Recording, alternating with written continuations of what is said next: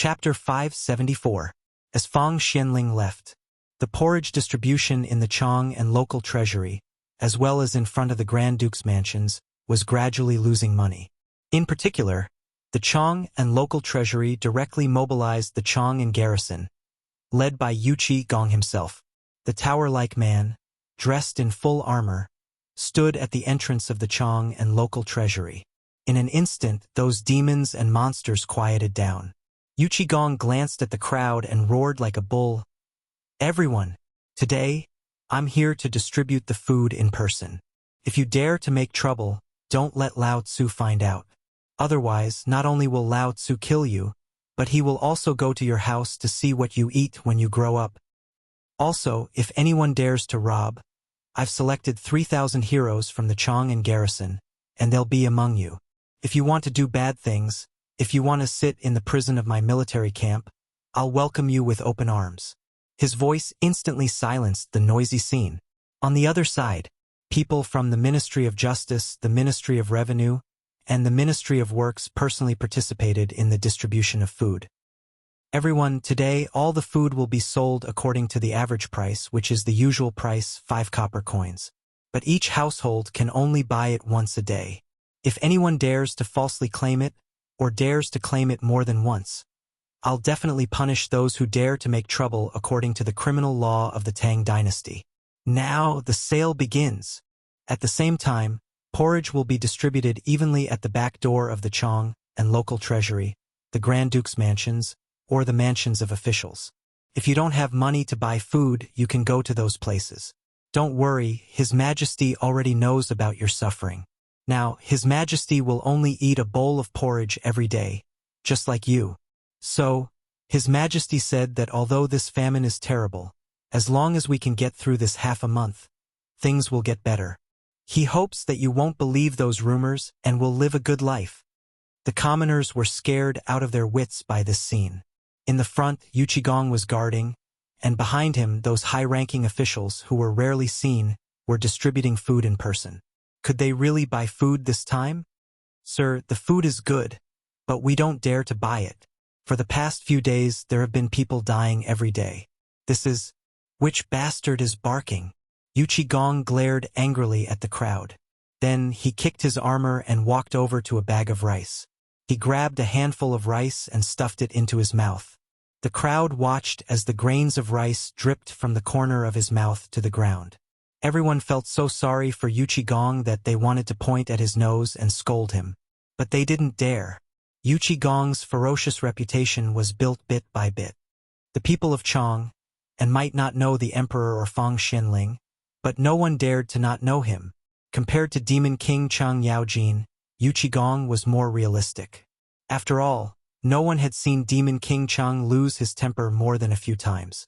However, Wuxia Gong was different. Those who entered the Chengmen brothel had to fight their way in with their fists and feet. As long as they bumped into petty thieves or thieves, they would not be able to escape. "I'm sorry. On this day next year you can go to the mass grave to find him." But now Wuxia Gong was eating the cursed millet? Damn it. Could it be true?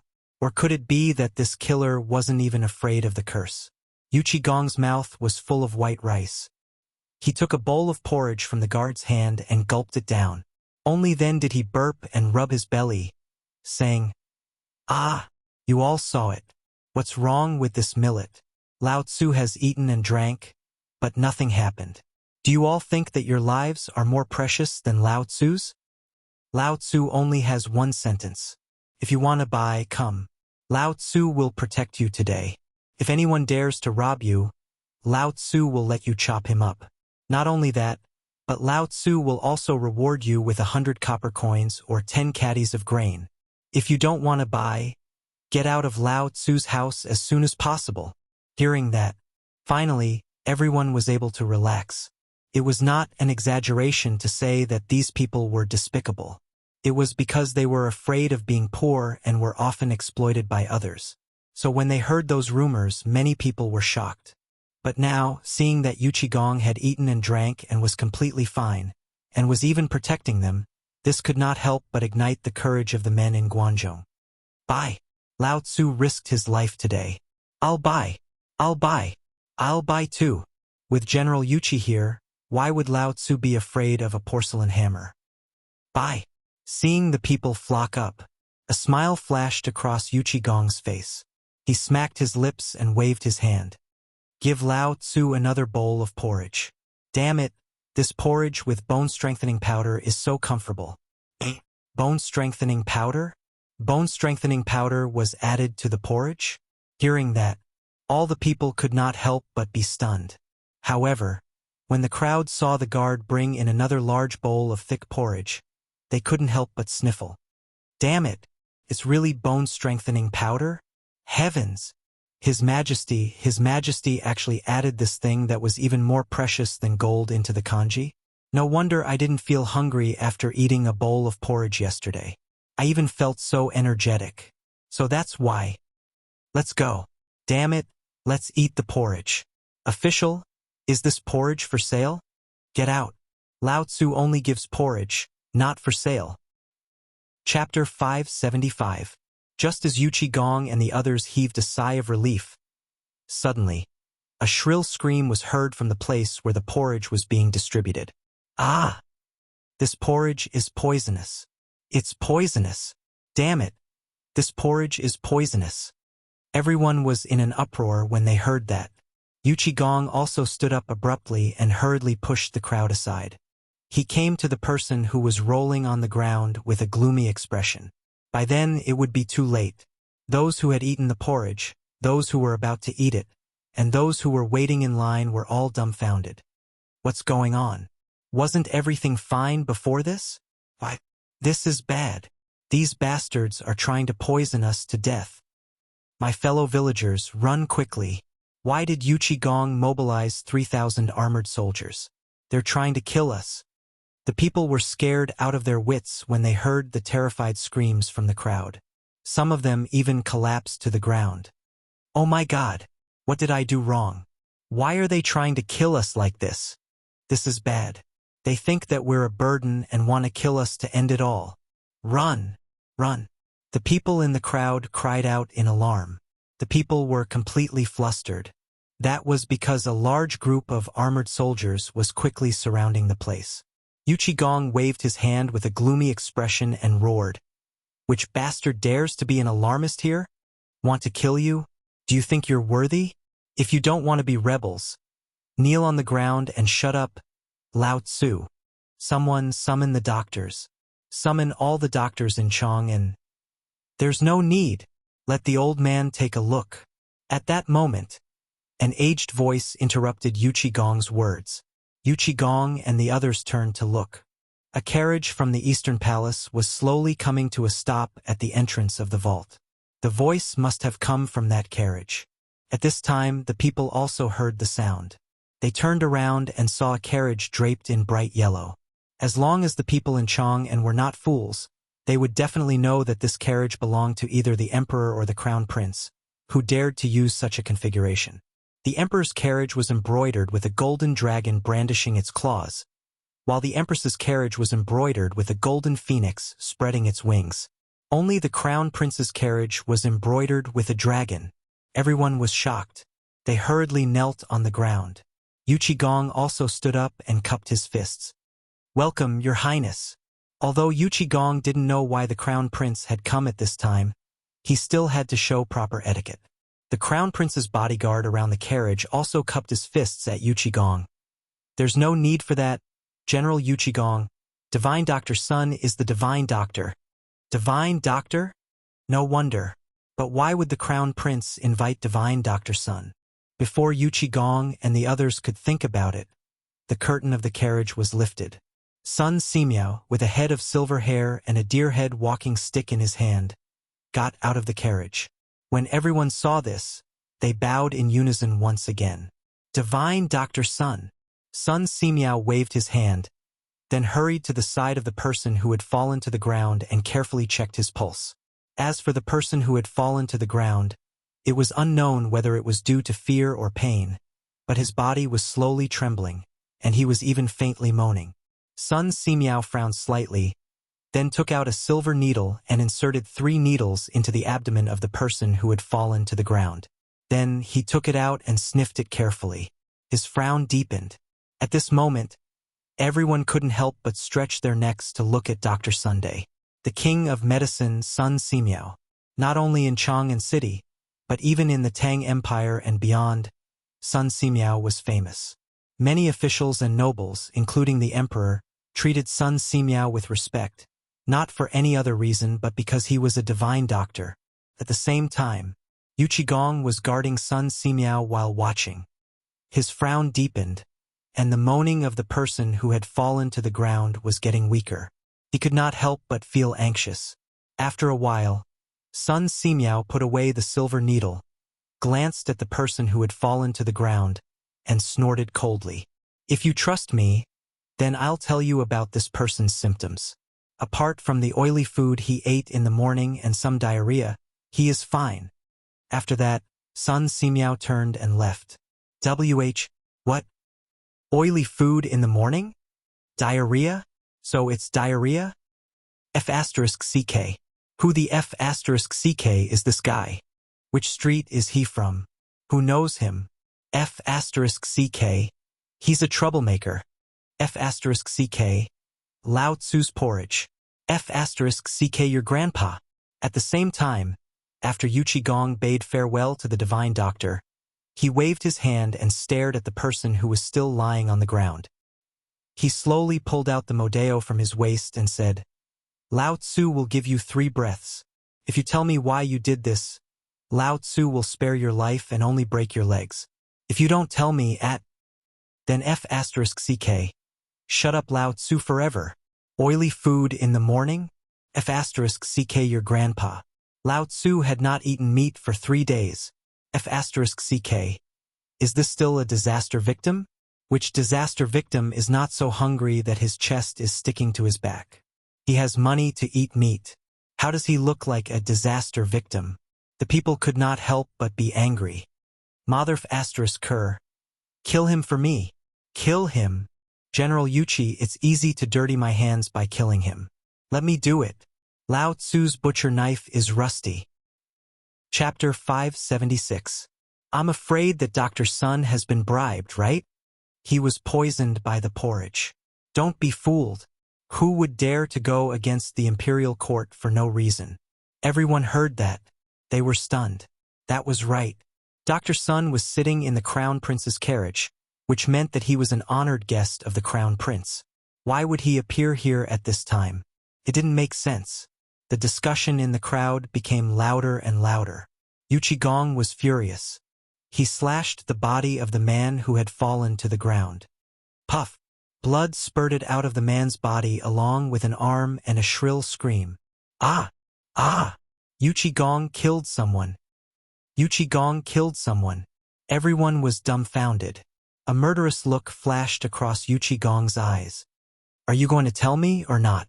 Panic flashed across the man's eyes, but he still held his wound tightly. He glanced at the crowd, gritted his teeth, and screamed, "Kill me if you can! Folks, you've all seen how Li Er treats the people. The porridge was poisoned. They colluded with Sun Simiao to kill us. Think about it. How many disaster victims are in Chang'an City now? Li Er even dared to kill his own brother for the sake of his reputation. How dare you insult the emperor and call him by his name? 9 generations of your family will be executed." Puff! Yu Qigong finally had the intention to kill. He slashed. That person's right leg was separated from the base of his body. Ah! Li Er is going to kill someone. Folks, run. If we run too late, we'll all die. The man's shrill scream rang out. Screams of horror sounded one after another in the crowd. Then, the people on the streets of Chang'an City became restless. Where are the guards of Chang'an City? Quickly surround this place. Kill anyone who dares to escape. Yes! Yu Qigong shouted angrily. The soldiers who surrounded the vault instantly raised their spears in front of them, ready to fight. At this moment, how could the normally well-behaved commoners endure this? Mournful screams rang out from the crowd. Yu Qigong coldly swept his gaze over the crowd and waved his hand. The soldiers took a step forward in unison. Ta-ta-ta! With the sound of armor clashing, everyone finally knew that Yu Qigong wasn't joking. He really knew how to kill. Everyone could not help but feel their hair stand on end. They could neither stand nor squat. Yu Qigong ignored the crowd and pulled out a dagger from his waist. He slowly squatted beside the man and said indifferently, "Don't worry, Lao Tzu won't let you die so easily. Don't think that Lao Tzu doesn't know who's behind you. As long as you tell me who ordered you to do this, Lao Tzu will guarantee your family's safety. By the way, I just heard from my subordinate that your family lives in Shirley Village outside the city, and there's a 3-month-old baby at home? Oh, look at this. What a cute baby." Yu Qigong pretended to sigh. The man finally could not take it anymore. He asked in a trembling voice, You, what are you talking about? I don't know what you're talking about." He panicked. However, when he thought of how terrifying that person was, he couldn't help but tremble all over. "Don't worry, as long as you tell me who ordered you to do this, Lao Tzu will not only guarantee your family's safety, but also give you a quick death. Think about it, do you believe that person's words or Lao Tzu's?" Every single person who entered the city was recorded and backed up. At the same time, the people from the Ministry of Works, the Ministry of Justice, and the Ministry of Appointments quickly took action to investigate this person's background. There was no other way. This matter was too serious. Even the emperor was furious. Under such a swift investigation, the man finally could not hold it in anymore. "Can you guarantee my family's safety?" "Don't worry. Then you have to swear to the heavens that not only will you guarantee their safety, but you will also ensure that they don't have to worry about food and clothing." Yu Qigong's mouth twitched. "Do you think you have the right to negotiate? I've already given you a chance. If you had told me from the start, not only would you have been rewarded, but you would also have gotten half of that person's property. But you gave up." That person's eyes flickered with a hint of struggle. At this moment, his words were heard by all the commoners. What was going on? Was this person a spy of that person with ulterior motives? Could he be a Turkic spy? "Lao Tzu's time is limited. I'll give you 3 breaths. How dare you?" At this moment, there was a sharp sound of something breaking through the air. Yu Qigong couldn't help but fly into a rage. He roared angrily, but it was too late. When he pulled out his modeo, an arrow was stuck in the forehead of the man who had fallen to the ground. Yu Qigong was furious. How dare he kill someone right under his nose? What was this? This was a slap to his face. Yu Qigong couldn't help but lock his gaze on a certain person in the crowd like a sharp sword. He waved his hand and said, "Execute." Chapter 577. Following Yu Qigong's slash, the sword slashed down. A large group of soldiers swarmed in from the periphery of the encirclement. On top of the treasury, 3 to 5 spies from the Ministry of Personnel Affairs and Ministry of Justice pointed at a certain person in the crowd. Then, a few soldiers instantly restrained that person.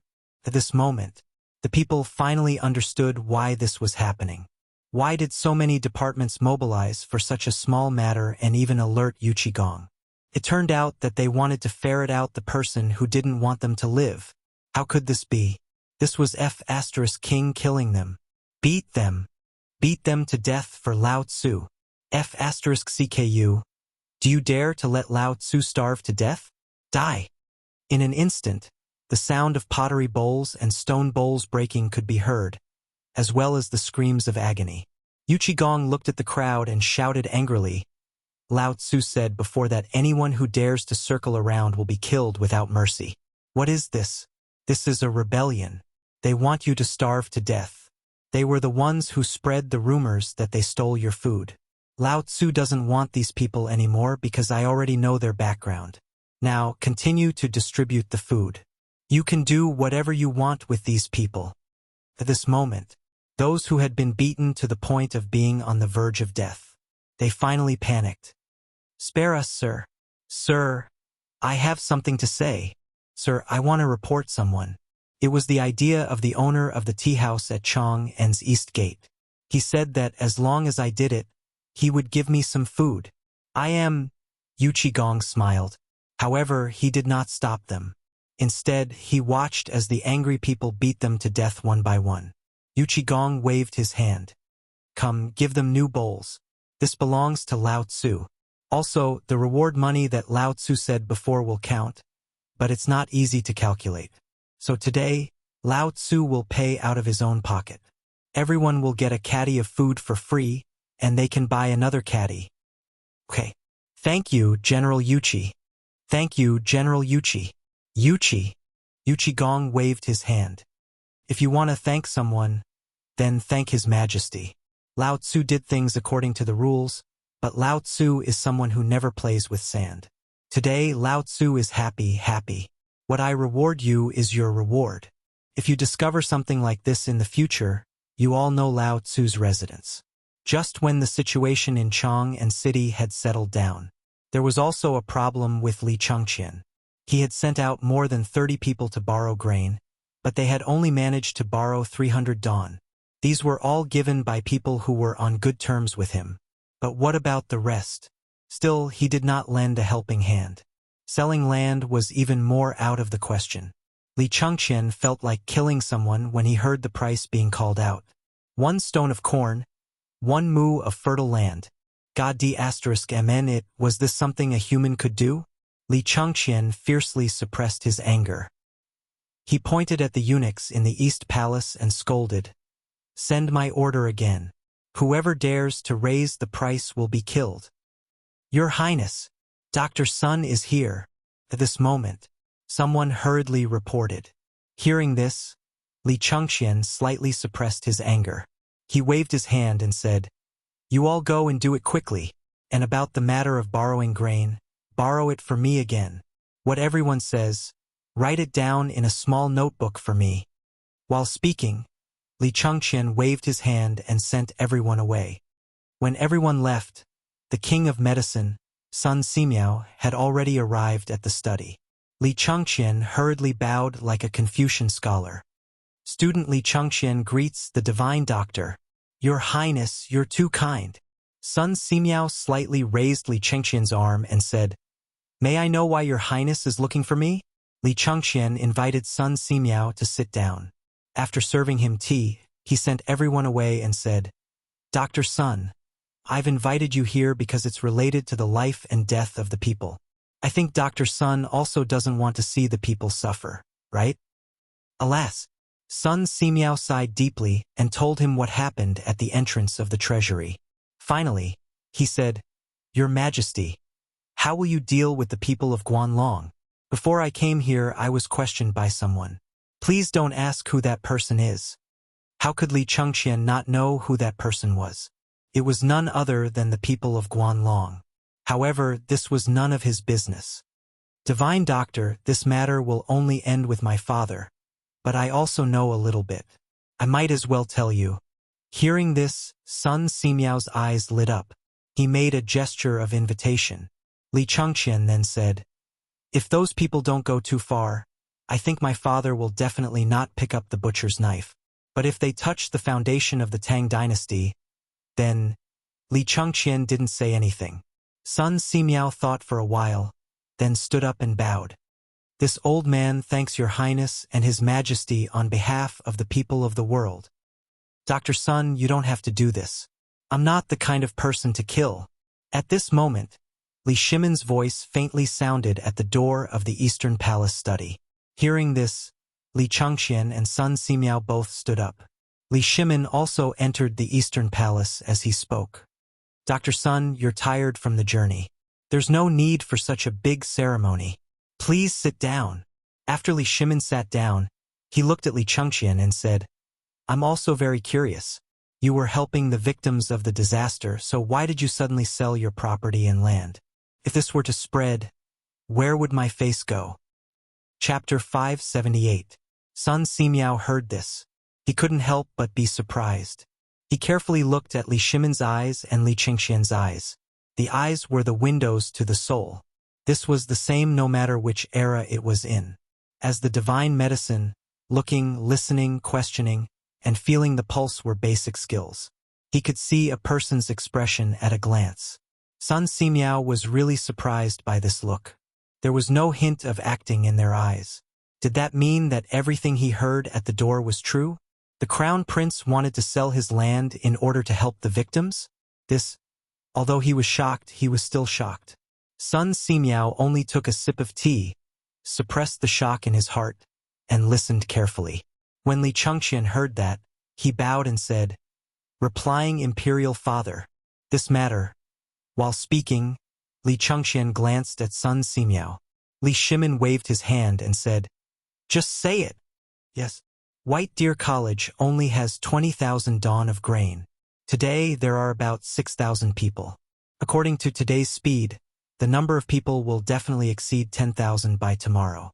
These 6,000 people will need to consume a few hundred kilograms of grain every day. If there are more people in addition to the arrival of that student, then 20,000 dawn is just a drop in the bucket. That's why Brother Zhang Feng asked me to go down the mountain and ask divine Dr. Sun Simiao to come up the mountain." "Oh?" Li Shimin frowned slightly. He looked at Sun Simiao. Sun Simiao was also stunned. He couldn't help but ask, "Crown Prince, is the White Deer College that you mentioned the one in the Imperial Edict?" "Divine Dr. Sun, it's really here. Then what do I need to do? I also heard that there's a strange person in Chang'an. Not only did he buy the wheat that sprouted in the fields according to the original price, but he also brewed a magical beer. I also heard that this college was built by him. If my legs are short, then the fried locusts, the locust eggs, and the bone-strengthening powder are all locusts, right? And the medicinal formula to kill the locusts, they were all made by that person, right? As the divine medicine, although he had been keeping a low profile, he was not stupid. He had tried the bone-strengthening powder and fried locusts that appeared in the market. It was really magical. Not only did he not feel uncomfortable, but he felt energetic after eating it, especially the bone-strengthening powder. But after thinking about it, no one in Chang'an City could do this. And this thing came from Chang'an. Now that this magical college appeared, it made Sun Simiao couldn't help but think a lot. Li Chengxian's nodded. The Medicine King's foresight is incredible. This was all done by my brother Zhang Feng. Good. Simiao's. SSSS Saline salutes his. This old man congratulates your majesty for obtaining such a talent. My great Tang will definitely prosper for generations to come. Li Shimin's dragon countenance was greatly pleased. He got up to help Sun Simiao up and said, "Xin Yi is overpraising me. How can this kind of God-bestowed son be Zhan's good fortune?" He teases. "But there's one thing I don't understand." Li Shimin nodded and said, "King of medicines, just say it. Then I'll offend you." Sun Simiao said, "Your Highness, according to what you said, Zhang Feng wanted me to go up the mountain. But why? Brother Zhang Feng didn't tell me, but I know it must have something to do with the grain." Sun Simiao couldn't help but frown. "I've been to Shao Mountain a few years ago, but at that time the locusts had just passed, and the land was barren. Everything that could be eaten was almost gone. Even the old man couldn't help at that time. I don't know, but I think Brother Zhang Feng must have a plan to invite you up the mountain. So..." Li Shimin also fell silent. Now, the grain matter was related to the Tang dynasty's lifeline. He didn't understand why Zhang Feng would invite Sun Simiao to go up the mountain at this time. But he vaguely felt that if Sun Simiao went up the mountain this time, he would definitely solve this plague of locusts. However, even the cleverest housewife couldn't cook without rice. He also wanted to know how Zhang Feng was going to solve this plague of locusts. "I haven't been to Zhang Feng's place for a long time. Well, if Dr. Sun doesn't mind, why don't you go up the mountain with me tomorrow?" Hearing this, Sun Simiao didn't dare to act rashly. He hurriedly got up and bowed. "Your Majesty, you're flattering this old man. Forget it, this brat Zhang Feng is indeed a strange person. This old man has long wanted to pay him a visit. Since your Majesty also wants to go, this old man will wait on your Majesty." Sun Simiao agreed. Li Shimin then said, "However, Divine Dr. Sun, I have a request. I hope Divine Dr. Sun can agree to it." "Please tell me, your Majesty. Tomorrow, be it in the future on the mountain or at the foot of the mountain, I hope that Dr. Sun will not mention the identities of me and the Crown Prince in front of Zhang Feng. Just treat us as merchants." Sun Simiao was a little confused. He had lived for dozens of years. It was really the first time he met the emperor. How could he hide his identity around a commoner? What did this mean? But the more it was like this, the more Sun Simiao wanted to see how sacred this person was, who the Tang dynasty emperors and the crown prince had to hide their identity to meet. I'll obey your majesty's order. Chapter 579. Dong, dong, dong. 5 o'clock was the most leisurely time of the day for the night watchman. It was also the signal for the night watchman to take turns to work. The moment the morning bell rang, the lights in Chang and city were lit one after another. Some people's palanquins, carriages, and even horses had lanterns or torches on them as they lazily headed towards the imperial city. If one were to look down from the sky, they would see fire dragons converging towards the imperial city under the hazy sky. It looked like a huge dragon. The lights in the depths of the imperial palace were lit one after another, especially in the political announcement hall, which was as bright as day. Early in the morning was the most comfortable time of the day. At this time, there were already groups of eunuchs and maids in the imperial palace hurriedly cleaning up. The market on the Vermilion Bird Bridge was basically empty. Only a few people were selling beer and barbecued meat jerky. The barbecued meat jerky was mostly hunted from the mountains, or it was old cured meat. The smell. It was still coveted by everyone. Even though they were standing at the foot of the 36 steps outside the political announcement palace, they could still smell the tempting aroma. In the past, almost every minister would stop to buy some food and drink a bamboo tube of ice-cold beer soaked in the moat. But now, no matter how greedy they were, they did not dare to do so. Now the emperor was staring at them, and their clothes seemed to be more tattered than usual. Most of the people here were not so poor that they could not afford to wear clothes or drink beer that cost 1 copper coin. But now they had to pretend to be poor. Otherwise, they would be in trouble. After all, yesterday, the crown prince went to borrow food from each house. But there were some who were afraid and some who were not. For example, Chang Yaojin was holding a roasted rabbit in one hand and chewing it loudly. He held a bamboo tube in the other hand and drank in big mouthfuls. Everyone smelled the fragrance in the air and looked at Chang Yaojin's showy appearance. Their stomachs began to growl. Everyone swallowed their saliva and cursed Chang Yaojin in their hearts. After entering the political announcement hall, after everyone tidied up their appearance, they closed their eyes and hugged the white jade tablet in their hands. Like clay statues, they kept their mouths shut. At this moment, little Gizi's voice came from the entrance of the rear hall. The emperor has arrived. Only then did everyone hold the white jade tablet and bow in unison, shouting, "Welcome, your majesty. Rise." With a wave of his hand, Li Shimin ascended the 8 steps to heaven's staircase and sat down on the dragon throne. He indifferently glanced at the crowd before finally resting his eyes on Ho Junji. As soon as they stood up, the officials began to report their own situations, as well as the recent disaster relief. An hour later, after Li Shimin had taken care of these matters, he said, "Yesterday, I learned by chance that the crown prince had run into a wall when borrowing grain. Is there such a thing?" When Li Chengqian heard this, he said, "Imperial father, there is indeed such a thing. Then did you manage to borrow any grain?" After a few moments of silence, Li Chengqian said, "Your son is incompetent. After running all over Chang'an, I was only able to borrow 500 dan of grain. Fortunately, your son met Duke of Chun, and Duke of Chun generously donated 10,000 dan of grain to your son's White Deer College." Li Chengqian emphasized the words "your son's White Deer College." This time, the officials couldn't help but be shocked. 10,000 dan? Duke of Chun, where did you get the grain? So much. Heavens! Li Shimin was also rather surprised. Duke of Chun, is the crown prince's words true? Ho Junji hurriedly said, "Your Majesty, this is what a subject should do. Then didn't you donate 10,000 dan yesterday? What is the reason for this? Could it be that your Duke of Chen's family is about to overflow with grain?" Ho Junji's lowered eyes flashed. Replying to your Majesty, this old subject spent most of his time in Luozhou, and Luozhou is the closest place to Chang'an. As the saying goes, a subject should be loyal to the sovereign.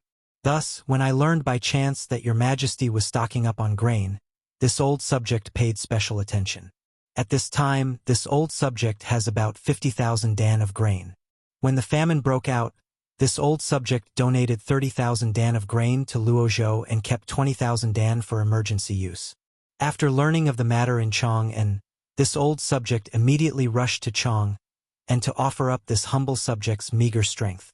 It really was watertight. How could Li Shimin not know that he had gone straight to the Eastern Palace after leaving the Taiji Palace? Moreover, this Ho Junji was extremely crafty, so Li Shimin was extremely unwilling for his son to interact too much with this sort of person. Fortunately, Zhang Feng's appearance had given Li Shimin hope. Li Shimin couldn't help but nod. Correct. We are delighted to have a capable subject like Duke of Chan. But what is the meaning of this 10,000 dan of grain? All the officials were flabbergasted. When Li Shimin had said that he wanted to stock up on grain, they had vehemently opposed it.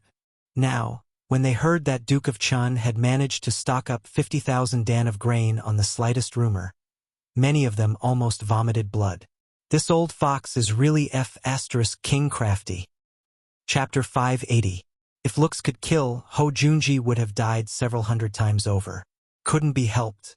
If the emperor had spoken of this matter back then, if they had taken out just a little of their fortune to buy several tens of thousands of dan of grain, let alone anything else, they would have made a fortune if they traded it for land. And now that the emperor was in dire need of grain, if they could offer the emperor 10,000 dan of grain, then, at the very least, they would have made a fortune in their career, let alone anything else. But they didn't. Although they didn't have 10,000 dan of grain in their homes, they still had several thousand dan. But what did the emperor mean when he said that the crown prince had borrowed grain yesterday? And now Ho Junji had lent the crown prince 10,000 dan? What was the meaning of this? Wasn't this a slap to their faces? Just because you're holed up in Luozhou and worried about your loyalty to your sovereign, we're just eating and waiting for death? Fuck your second uncle. Ho Junji could sense the strange atmosphere behind him, but he still continued to speak. This old subject learned that the crown prince had built a white deer college on Mount Shao. This is a matter of great benefit to the country and its people, and although this old subject has retired to Luozhou, my heart is still concerned about the imperial court. Thus, I donated 10,000 dan to your majesty and 10,000 dan to the college. This old subject was thinking that if the college on Mount Shao could be built as soon as possible, it would be able to nurture more talents for the Tang dynasty. This is something that should be done as a subject. Moreover, when this old subject learned that the crown prince's college wouldn't take a single copper coin, this old subject decided to donate 10,000 taels of gold. Buzz! The minds of all the officials buzzed. 10,000 taels of gold. You really dared to say such a thing. Aren't you afraid that His Majesty will execute you?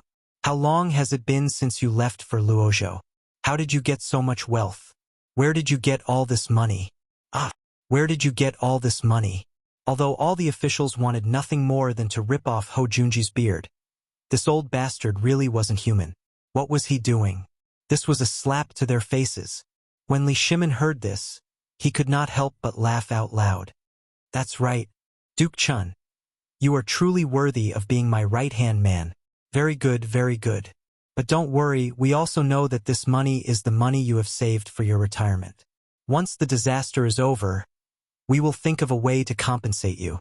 And all of you should learn from Duke Chun. We will remember your Majesty's teachings. What could the officials say? They had already taken advantage of the situation, and now they wanted to donate money and food? That was all nonsense. It was too late.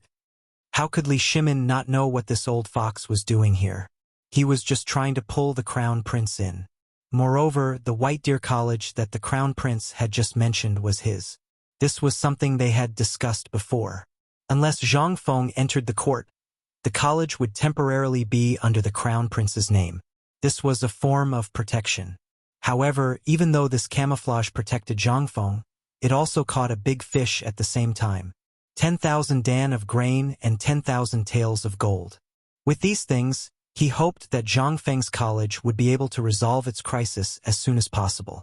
Given Zhang Feng's abilities, these 30,000 dan of grain should be enough to tide him over this crisis. Right? Li Shimon's mood improved at this thought. He waved his hand and said, "Today, we have something to announce. All of you should have seen the food shortage in Chang'an City, but we have learned that some people are using this disaster to publicize something. We do not wish to see this, so all of you should pay attention. How could they not know of this matter? And who didn't know of Yu Qigong's murder yesterday?" But the emperor had actually so casually flattened it. What did this mean? This meant that the emperor was warning them not to cause trouble if they had nothing better to do. Otherwise, they wouldn't even know how they died. This also meant that the emperor was truly angry. However, all of them were old foxes in the imperial court. They hurriedly bowed and said, "All of you will bear this in mind. That's enough. We also have something to announce today. The disaster is not only in Chang'an City, but also in the entire world. However, there are still people in the Tang dynasty who can solve this problem. Therefore, we also want to borrow some grain from them. You are not the only ones who think that the Taiyuan Wang clan and the other 7 major clans can do this." Was the emperor going to look for the 5 clans and 7 kings? Was he going to test them? Or was he simply going to borrow grain? The crowd could not help but feel a little confused. However, at the moment, only the 5 great clans and 7 great clans could solve the problem of food shortage. Excluding Guanlong, in this world, only the 7 great clans had the financial resources to do so. Everyone could not help but be overjoyed. "Your Majesty, I think this is a good idea. On the one hand, it can shorten the gap between the imperial court and the landowning clans. The imperial examination is coming, and then, Your Majesty, I think this is a good idea, but will the 7 clans agree? The grain required for this is not a small amount." Li Shimon waved his hand. "Since all of you are not interested, then it's settled. Wei Zheng, after the imperial court, I'll leave this matter to you." Wei Zheng heard that and said, "Yes, Your Majesty. In that case, the imperial court is dismissed. The crown prince shall stay." Chapter 581. 2 days later, Shao Mountain was crowded with people. However, the outline of a futuristic building could be seen in the distance on this wasteland. Basically, Gan Ziyuan and more than 300 craftsmen had become overseers. There were almost 20,000 people on the construction site. Under the instructions of these craftsmen, they were building crazily. These were all small problems. After all, they were all bumpkins. These were the simplest. However, they needed red bricks and a new type of adhesive. This made them a little confused. At this moment, Dugo stared at Zhang Feng. The two of them had been staring at each other for almost 2 hours. Chang Chumo and Zhang Sun simply moved a stool and sat at the side to bet on who would win in the end. If Wei Shuyu did not have to guard Shao Mountain, it would be even more lively. After an unknown period of time, Zhang Feng was finally defeated. His waist was sore, and it felt like it was going to break. Zhang Feng held his waist and groaned in his chair. "No matter what, Lao Tzu's academy has to be done as I say. Whatever you say, it's useless. Lao Tzu doesn't care." Dugo also secretly sighed in relief. However, before he could say anything, Chang Chumo, who was dozing off at the door, suddenly burst into laughter. "Ha ha ha ha! Worm, you lost, I won. I said that Feng Zi would definitely not be able to hold on. This guy is weak. Damn you!" Zhang Sun and Zhang Feng scolded at the same time. They could say anything else but to say that Lao Tzu was weak. "Damn you! Stop quarreling. I think we should wait for Li Gan to come and discuss this matter. Ever since that old man Kong came, there have been rules in the academy.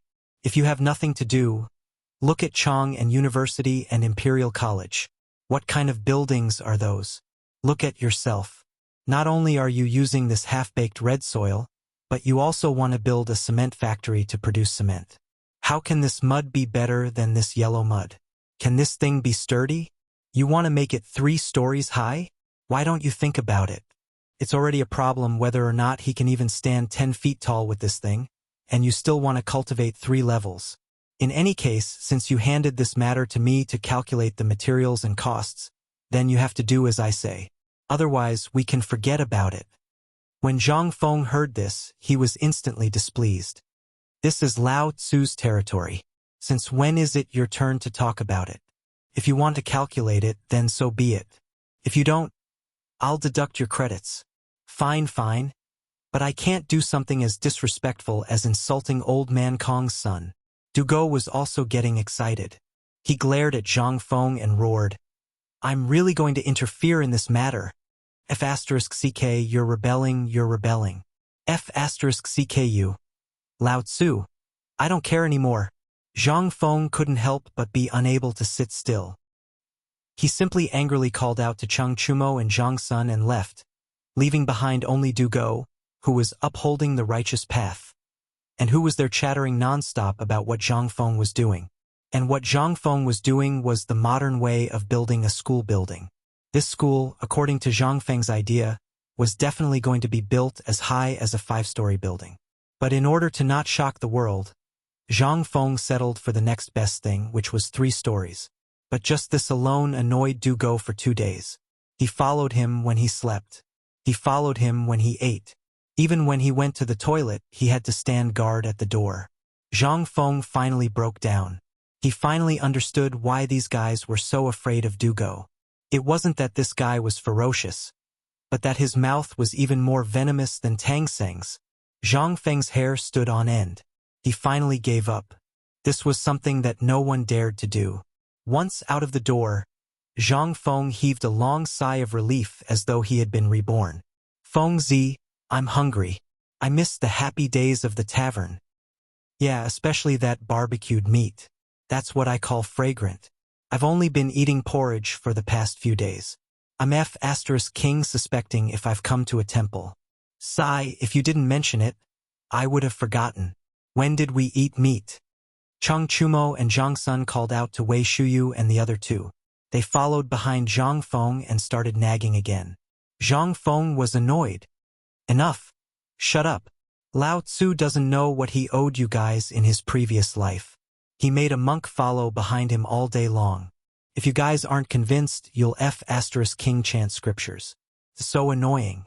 If you F***king dare to annoy Lao Tzu again, all of you can get lost. When Cheng Chumo and the others heard that, they shrunk their necks and did not dare to say another word. However, they could not help but say, Fengzi, if you have nothing better to do, why are you arguing with Debing? This guy is famous in the stubborn world for nagging. You and him. Zhang Feng exploded. You're not done, are you? Zhang Feng was completely enraged. This time, Cheng Chumo and the others could only shut up. However, their hands that were rubbing their stomachs changed to patting them. Zhang Feng was speechless. All right. If you guys didn't mention it, I wouldn't have realized. I've been bullied for the past 2 days. I'm really hungry now. Zhang Feng looked around. When he saw the chicken farm not far away, his eyes lit up. Let's go. I'll bring you guys to eat chicken. Chicken? What chicken? However, after the 3 of them were stunned for a moment, they immediately reacted. Chicken. This was a good feeling. However, there was no pot or stove. How were they going to eat? Chapter 582. Zhang Feng did not explain. At this moment, he could not help but think of the process of making beggar's chicken. Big idiot, you're fast. Go find old he and secretly ask for some pepper, cinnamon, bay leaves, the sauce I made, and fine salt. And Tainyo, go get me a bucket of water. The 2 of them heard him and hurried off. Zhang Sun Chong hesitated for a while before asking, Fengzi, are you missing something? What? A pot. How can we eat without a pot? Who said that chicken must be eaten with a pot? Zhang Feng smiled mysteriously. Zhang Sun Chong saw Zhang Feng smile and instantly lost his composure. Every time this guy smiled like that, he was going to stir up trouble. Thinking of Zhang Feng's magical skills, Zhang Sun Chong could not help but rub his hands together. Zhang Feng saw his expression and pointed to the chicken coop. Butcher Zhang is looking after this place now. You're fast, go get a few chickens and get some eggs while you're at it. Okay. Zhang Sun Chong saw that there was something to do and hurried off. Zhang Feng used the golden scimitar embedded with gems that he always carried with him and found a few banana trees that had just sprouted in the bushes. He was instantly overjoyed. With this, things would be easier. When Zhang Feng carried the banana trees back to a small stream in the crevice between two mountains, Chang Chumo and the rest arrived early and killed all the chickens. The ground was littered with white eggs. Zhang Feng could not help but be stunned. Worm, did you rob Butcher Zheng? No, Butcher Zheng heard that you wanted it, so he specially picked 10 fat chickens and a basket of eggs for me. He said that the eggs would spoil if we couldn't finish them. Zhang Feng was speechless. All right, then you guys, find a pile of clean mud. It has to be clean. It's best if it's dug out from the ground. It's best if it can cover all these chickens. They were dumbfounded. What was he trying to do? But he didn't ask. He ran away in a hurry. Chang Chumo was too slow and was caught by Zhang Feng.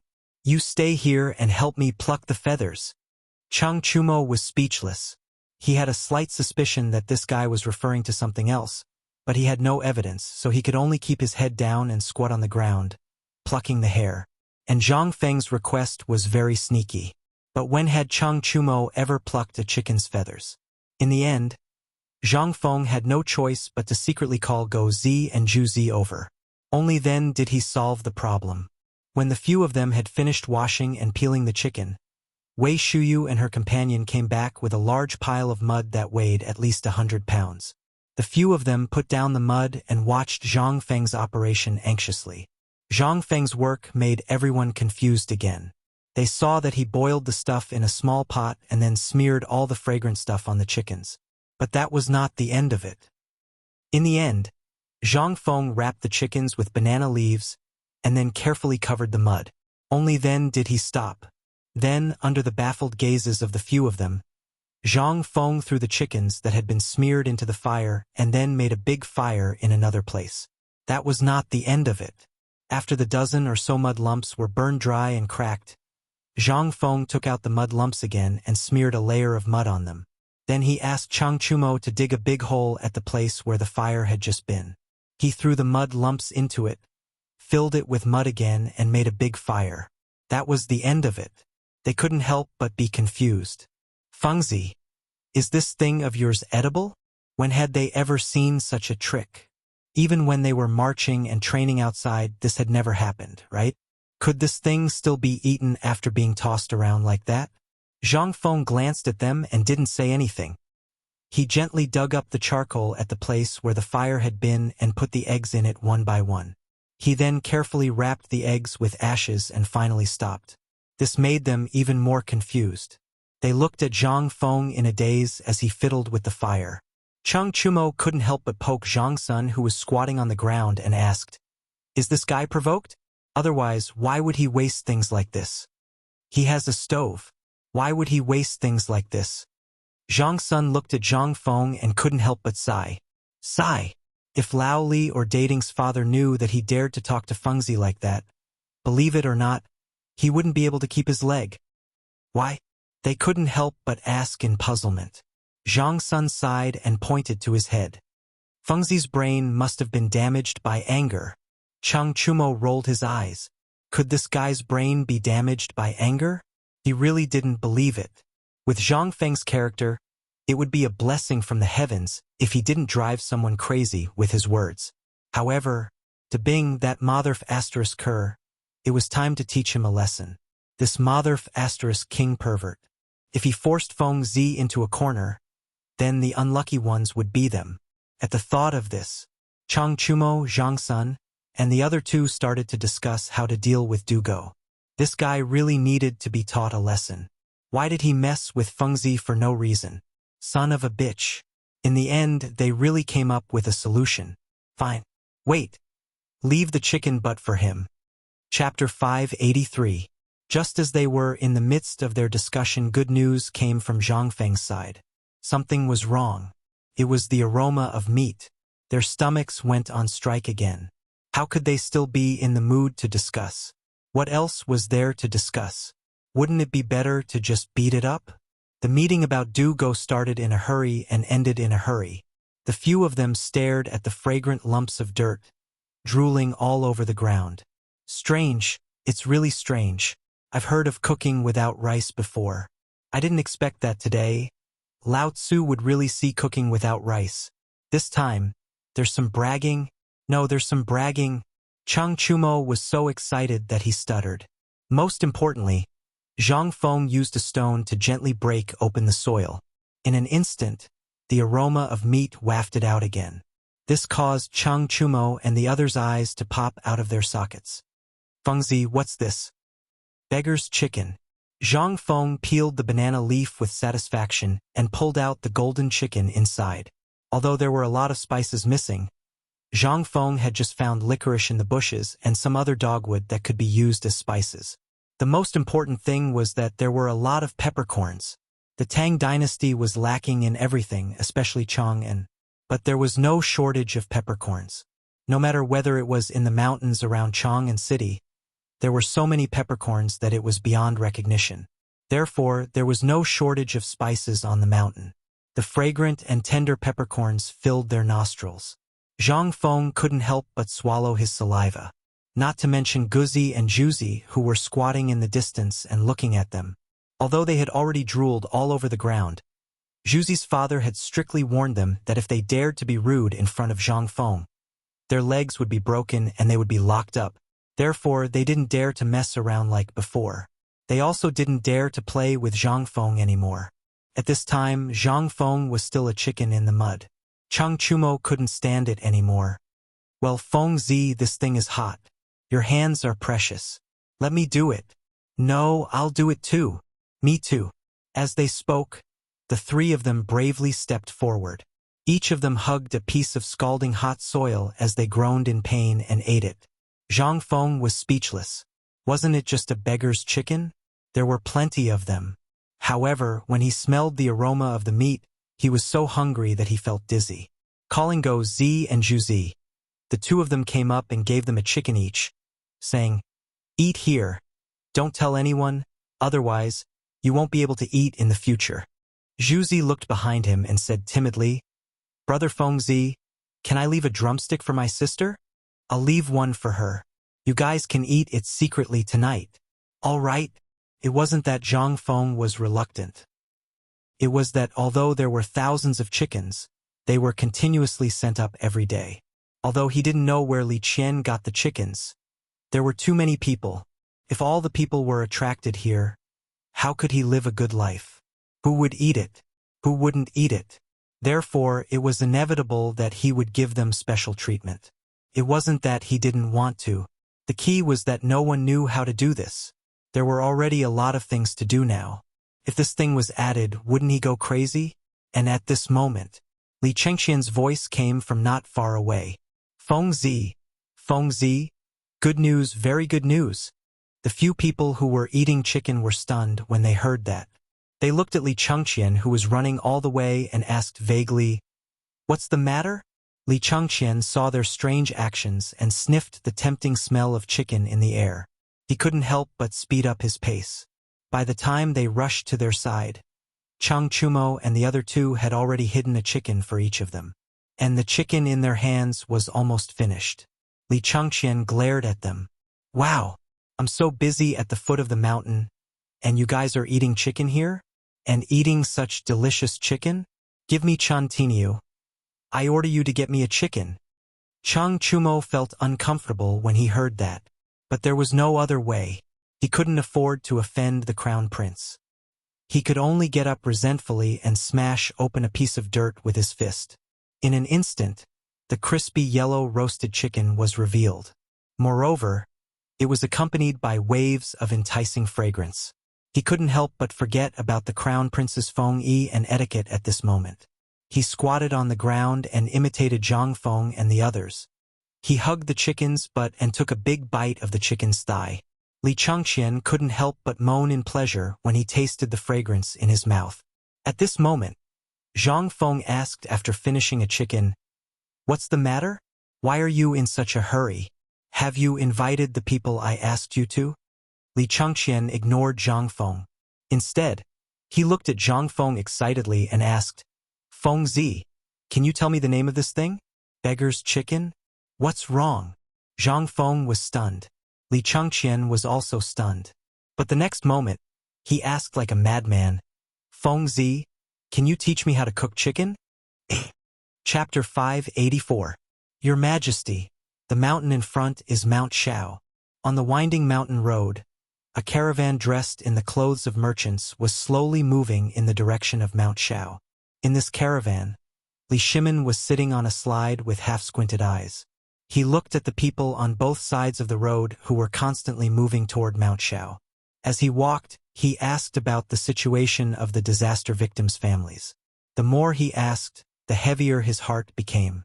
At this moment, Shao Gizi pointed to the densely packed mountain in front of them and said. Li Shimin took a closer look and couldn't help but be shocked by the scene in front of him. He saw that the original forest on the desolate mountain was all leveled, and there were construction sites everywhere. There was a large area on the top of the mountain, and a small group of teenagers gathered together to build houses. Li Shimin couldn't help but wonder. What does this mean? Master Li Zhangfeng said that if you want to study here, the first thing you have to do is not to use external forces. You have to build a brick house here according to Zhang Feng's rules, and it's according to the so-called area plan. And it's said that if you want to work here to make a living, you have to build your own house before you are qualified to work here. Li Shimin was stunned. He looked at Wei Zhang, who was also sitting on a slide, and asked, "Old Wei, is there such a rule?" Li Shimin couldn't help but be interested. Wei Zhang desperately waved his folding fan and said, "Feng said that if you want to work or study here, you have to show him your ability and let him see if you are qualified to study here. Otherwise, you should get out of here as soon as possible." And I also heard that this guy not only asked those people to build their own houses, but also to build a 3-story building according to his rules. Not only that, he also sent supervisors to supervise them personally. This guy. Li Shimin couldn't help but be in a good mood when he heard this. Although he didn't understand what Zhang Feng wanted to do, this kid obviously wanted to use free labor. However, this was also good. After all, this kid didn't have any money on hand. Moreover, he was so cunning. Although he didn't want money, at the very least, at this stage, he had eliminated all those who were waiting for death. As for those who really wanted to read, they were able to tell the difference. There were advantages and disadvantages to doing this. The advantage was that it could distinguish those who were truly here to learn something. The disadvantage was that it would be difficult for the children of the officials and nobles. However, Li Shimin thought about it and agreed with Zhang Feng's approach. If the academies in our country can do this, then our Tang dynasty will really be different. Li Shimin let out a heartfelt sigh. Wei Zhang fell silent. Although he was still somewhat against Zhang Feng's approach in his heart, after all, it was mentioned in the Book of Sages that although there was no distinction between high and low in studying, it was not something that any ordinary person could learn. This was the only way to distinguish the students from the ordinary people. Zhang Feng did this because he wanted everyone in the world to be able to go to school. This, although he didn't know whether it was good or bad, what could he do when Zhang Feng did this? After all, Zhang Feng's strength and ability were there for all to see. Just as Li Shimin and Wei Zhang were leisurely following the fleeing army to Shao Mountain, a gong was sounded on Shao Mountain at this time. Even Chang Chumo's roar could be heard. "Let's eat." As the voice fell, the people who were still playing games instantly dropped their tools like ants and swarmed to the place where the smoke was rising in spirals. That was the place where the mountain gate was built by a few big trees. After hearing the roar, the crowd, who were already moving slowly, became like donkeys that had turned into horses. They rushed up the mountain as if they had gone mad. Li Shimin and the others could only drive all the chickens and ducks that were carrying bone-strengthening powder and food to the side of the road and make way for the people to trample on a spacious road. Looking at the densely packed crowd of people holding up broken bowls, Li Shimin could not help but feel flustered in his heart. What was it that caused my people to become like this? After the people left, Li Shimin waved his hand and said, "Speed up. I want to see what they are eating." Following Li Shimin's order, the originally slow group suddenly sped up. Groups of golden guards also opened up a path in front. Some people even hurriedly rode up to the top of the mountain to report. And just as the two places were proceeding in an orderly manner, at the chicken farm behind Shao Mountain, Li Chengqian was holding a large oil paper umbrella. He had moved a makeshift reclining chair made by Zhang Feng and was lying there, directing the dog and dozens of other children to roast the chicken. You are too slow and too stupid. Don't you know how to dig the chicken's stomach? Can this be eaten? And go Z. Can you at least wash the mud off your hands before you go and get the chicken? If you dare to do this, I won't even let you eat the chickens, but I'll leave it for Mantu. Chapter 585.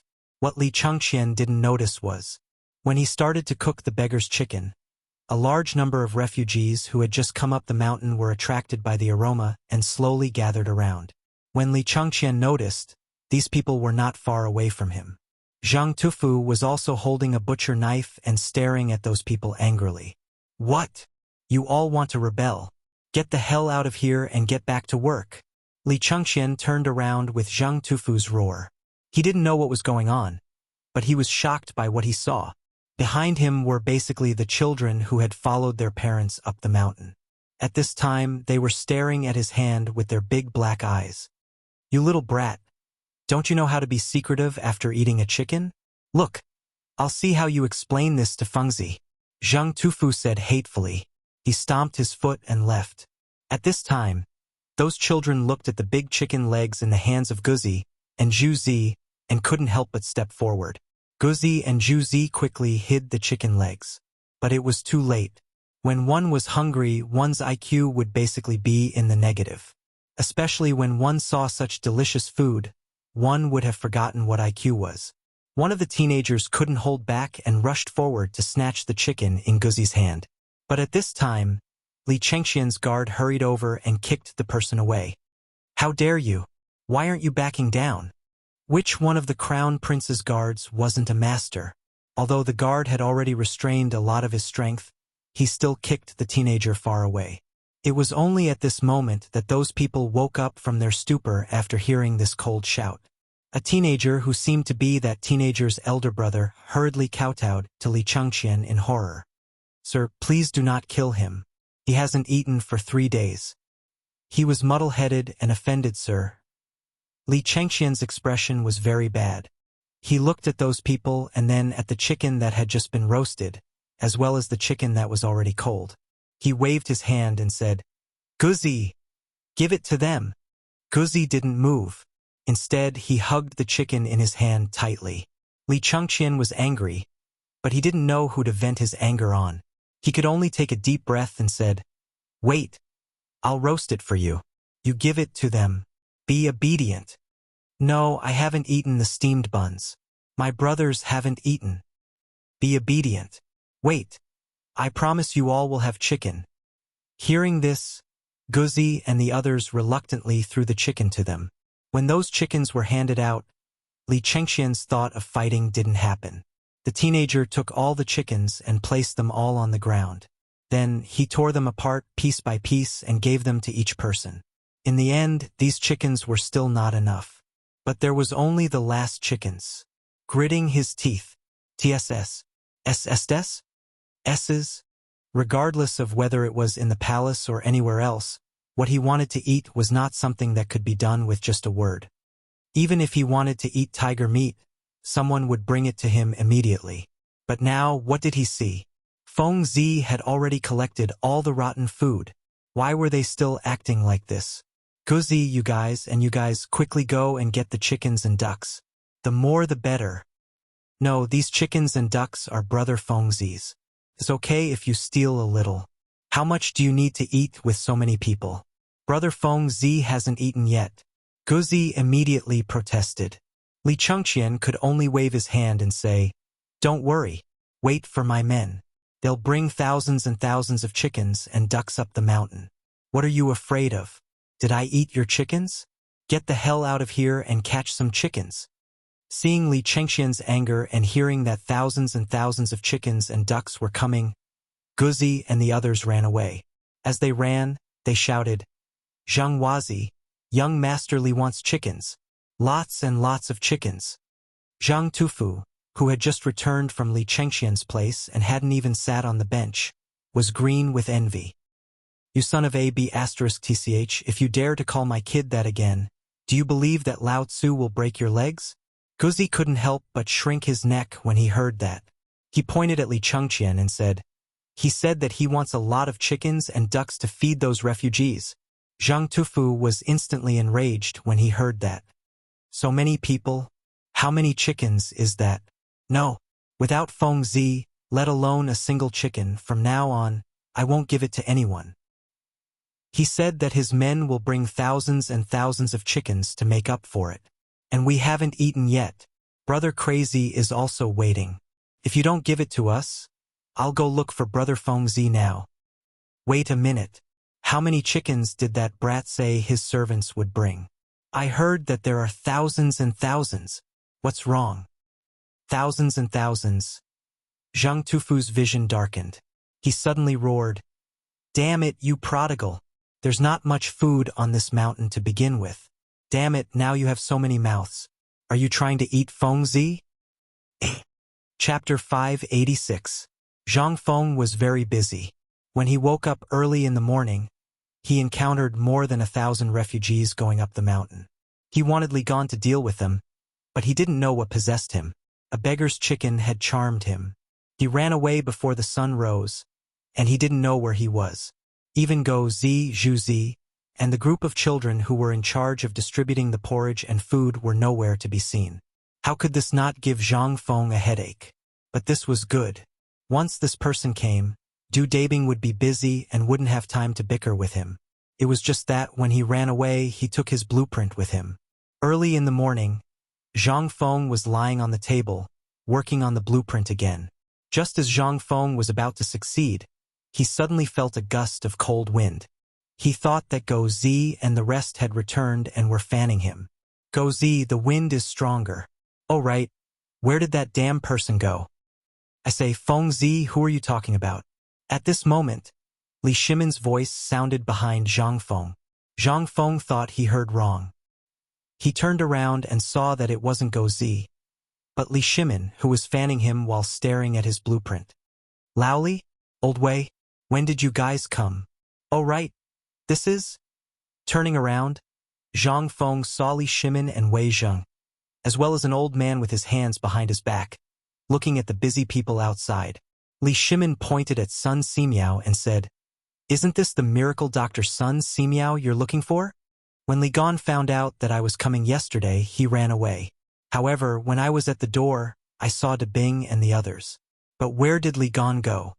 Li Shimin thought that something big had happened and wanted to show off in front of Sun Simiao. But when he went up the mountain, he didn't see him. Li Shimin couldn't help but feel a little disappointed. He asked the moment he entered, but how could Zhang Feng care about this? He hurriedly pushed Li Shimin away and came to Sun Simiao. He bowed and said, "Student Zhang Feng greets Mr. Drug God." Only then did Sun Simiao retract his gaze. He cupped his fists and said, "Little friend is too polite.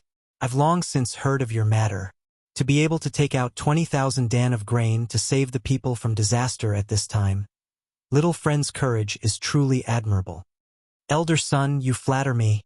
I'm just trying to do my part." Seeing Zhang Feng and Sun Simiao talking back and forth, saying something neither salty nor light, Li Shimin and Sun Simiao were completely left to the side.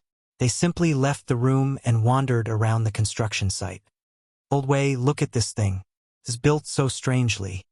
As soon as he left the house and wandered around the construction site, Li Shimin noticed something different.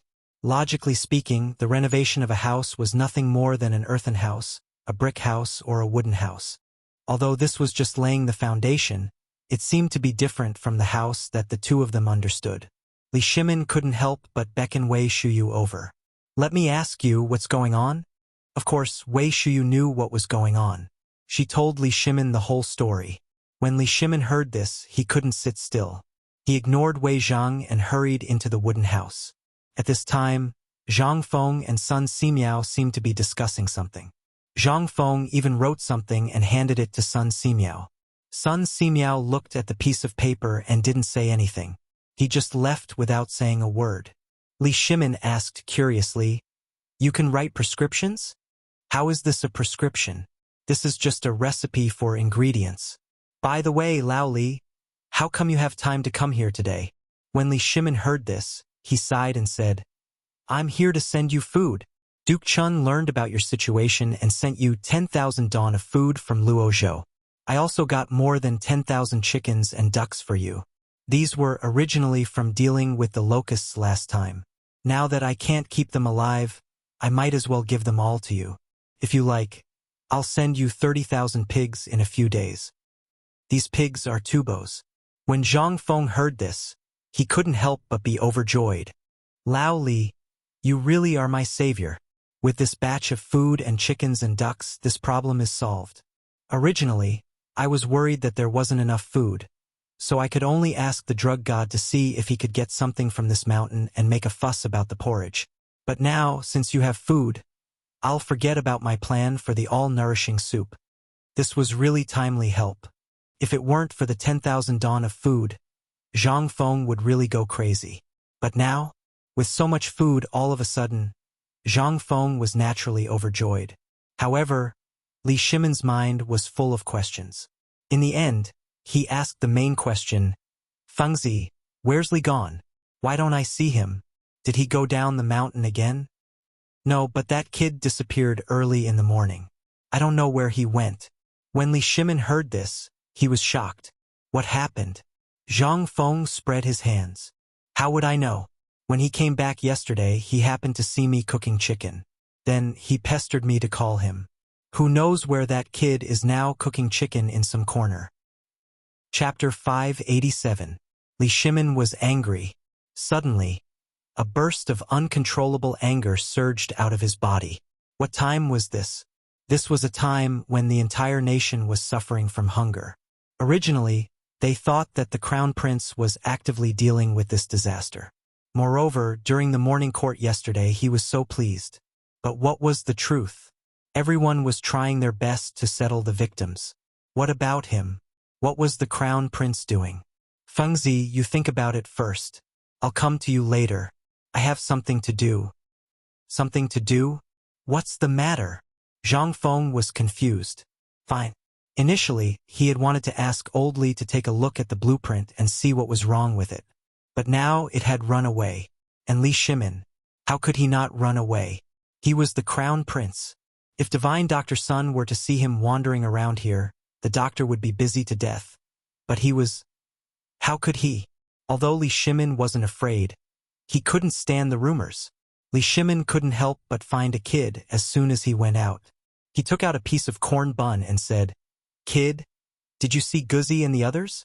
Li Shimen had seen the kid before. He used to play with Guzi and the others at the entrance of Zhang Feng's tavern. At this moment, the dark-skinned kid's eyes widened when he saw the steamed bun in Li Shimen's hand. He pointed at himself and said, Grandpa, is this for me? Li Shimen wanted to vomit blood, but he suppressed the anger in his heart and nodded. As long as you tell Grandpa, this corn bun in Grandpa's hand is yours. The kid looked around and made sure no one was paying attention to them. Then he carefully asked Li Shimen to squat down and said, I told you, but you can't tell anyone else. They are getting chickens in that gully, and there are so many people there now. There are not enough chickens. Chickens? How dare he? Li Shimen had long known that the crown prince had messed around in Chang'an City. But that was before, so he could turn a blind eye to it. But where was this place? Although there were no spies here, the craftsmen all knew them. Moreover, how could he guarantee that Wei Shuyu and the others wouldn't spread the news? Or if the commoners saw it and spread it around, then where would Li Shimen's face go? Today, in the morning court, he had praised the crown prince for being sensible and knowing how to worry for the people. But now, what was he doing? Little Gizi, give me the sword. Li Shimen stood up, gritting his teeth as he growled. Little Gizi, who was following behind Li Shimen, shuddered when he heard this. Your Highness, there's no need for that, right? Let's go and take a look first. This child doesn't have any hair in his mouth. If we say, I said, bring me the sword, Li Shimen roared, although most people didn't hear it. But Wei Shuyu and the others, who had been paying attention to this, could tell from Li Shimen's expression that something bad had happened. The few of them hurriedly gathered together. I say, brothers, what's going on? Why do I feel that Master Li's expression doesn't look right? Let's go and ask that child. He should have heard something. I suddenly have a bad feeling. Li Gan is going to be in trouble. The few of them waited for Li Shimin to leave, then grabbed the child and asked, "Let me ask you, what did that master say just now?" Little baby was scared silly. "He only gave me a steamed bun. If you want to eat it, you..." Wei Shuyu glared at him. "Let me ask you, what did he say?" "He asked me where Guzi and the others went." "Then what did he say in the end?" The child thought for a moment and said, "I think he said something about his sister-in-law being so cheap. Sword. F***CK. Something F***King Big had happened. The few of them knew what cheap meant. His Majesty was going to kill someone. Who was he going to kill? Could it be with a chicken?" Hiss. Several people could not help but suck in a breath of cold air. They hurriedly followed Li Shimin's direction and ran. This scene was also seen by Wei Zhang, who was observing and recording how To Go recorded the disaster victims and how he distributed the food. He had originally wanted to make a complete copy of this and bring it back to Chang and to use on Chang'an. But now, seeing Wei Shuyu and the others running wildly, and in front of them, Li Shimin was holding a shiny thing in his hand and was taking large strides forward, they were instantly shocked. "Da Bing! Da Bing! Come here quickly!" Wei Zhang did not care about anything else. He hurriedly called out to Du Go and asked, "What's going on?" Du Go had been busy since he woke up in the morning. He did not even have time to pee, so how could he care about this? He glanced in the direction the few of them were running and said in a muffled voice, "They seem to be looking for that kid Li Gan. He disappeared before dawn. I don't know what he's doing." Wei Zheng's heart could not help but skip a beat. Something bad had happened. To make the emperor so angry all of a sudden, it meant that he could not care about anything else. Wei Zhang kicked the paper and pen in his hand into his clothes. He hurriedly lifted his robe and chased in the direction Chang Chumo and the others had run. The strange movement here finally attracted the attention of Sun Simiao, who was observing the cooking in the pot and a bowl of porridge with bone-strengthening powder. Seeing Wei Zhang in such a panic, he couldn't help but jump in fright when he took a closer look. He hurriedly beckoned to Du Go. "Kid, carry the old man and catch up with them quickly." Chapter 588. Although the word chicken was still very common in the Tang dynasty, it was still a very lowly thing. If it was an ordinary person, it would be nothing. But what was the crown prince of a country? He represented the imperial family. So many people were busy helping the victims of the disaster. But what was the crown prince doing? How could this not make Li Shimin angry? At this moment, Li Shimin was holding his sword with a frosty expression. Behind him, all the Jinwu guards were fan-shaped to protect Li Shimin from both sides. They also saw the anger on the emperor's face. Everyone couldn't help but sweat as they held the Modeo hidden in their robes. After Li Shimin circled around a mountain ridge, he saw a chicken pen made of bamboo that stretched as far as the eye could see. Not far from the chicken pen, there was a small stream that flowed from a cave on a mountain. A large group of people were gathered together, doing something unknown. In the middle of the crowd, Li Chengxian's eye-catching robe was recognized by Li Shimin and the others at a glance. Next to Li Chengxian was a banner with the words "Help the Victims. Chicken Dinner" written on it. Seeing these words, Li Shimin couldn't help but feel dizzy. When everyone saw this scene, they couldn't help but feel their heads explode. What was the crown prince doing? He was F***king courting death. It was no wonder that the emperor was so furious. So that was it. While Xiao Gizi was shocked, he quietly whispered to a Jinwu guard, "Immediately go and ask Zhang Feng to come and save the emperor. If he plays, I won't let you off easily." When the Jinwu guard heard this, his legs trembled and he ran away in fear. How could Li Shimin care so much? He looked at Li Chengxian, who was lying on the recliner, waving a fan and drinking beer. He was so angry. "Lao Tzu hasn't eaten properly for 3 days. You unfilial son. What are you doing? I asked you to come here to let you learn Zhangfeng's skills.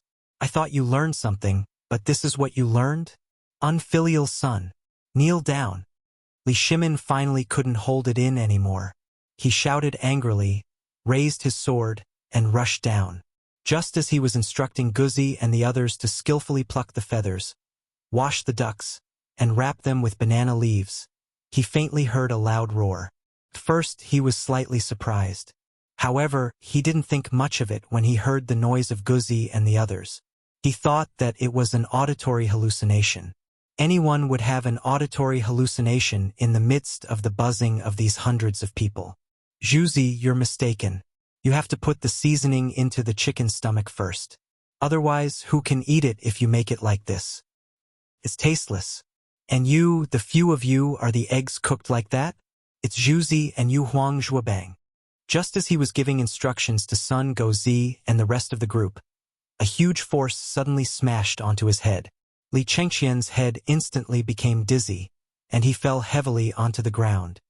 Unfilial son, what are you doing here? I'm going to kill you. Li Shimin was so angry that his lungs were about to explode. From afar, Li Chengqian seemed to be lying there. However, when he got closer, Li Shimin only wanted to vomit blood. Li Chengqian was waving a fan with one hand and eating a big chicken drumstick with the other. That wasn't much. What was more hateful was that there were hundreds of people watching from the side. How could you have the nerve to eat it? Li Shimin pointed the sword in his hand at Li Chengqian's neck and shouted angrily, "Unfilial son, what are you doing?" Father, I'm cooking chicken. Pa! It would have been better if Li Shimin didn't hear it. Once he heard it, the sword in his hand slapped Li Chengqian's face from the side. He was so angry that his entire body was trembling. When Xiao Gizi saw this, he hurriedly went forward to support Li Shimin and said, "Master, you have to take care of your body. Don't be angry. You have to listen to what young master is doing." "What is he doing?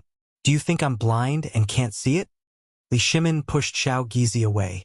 At this moment, Wei Shuyu and the others also rushed over. When they saw this scene, they instantly had a headache. "Damn it. This grandson, you motherf asterisk cur. What time is it now? And you're still having fun here?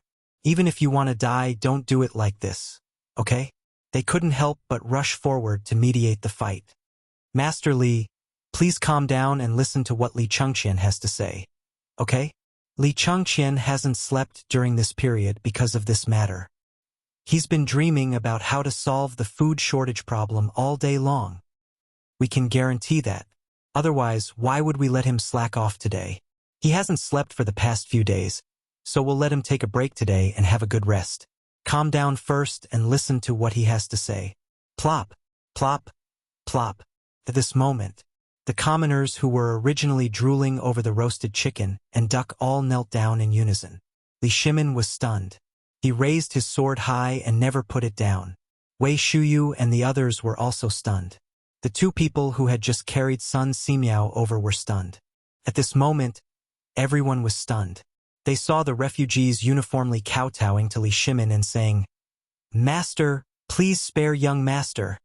Chapter 589. Li Shimin was dumbfounded. After a while, he said, "You all, get up first." "No, sir, if you don't put down the sword, we won't get up." An old man in the crowd walked to Li Shimin's feet with tears streaming down his face. He hugged Li Shimin's leg and sobbed, "Sir, although I don't know why you're so angry, this young master is saving our lives." Hearing this, Li Shimin could not help but be moved. He squatted down, personally helped the old man up, and asked, "Old Zhang, I would like to ask old Zhang to explain in detail.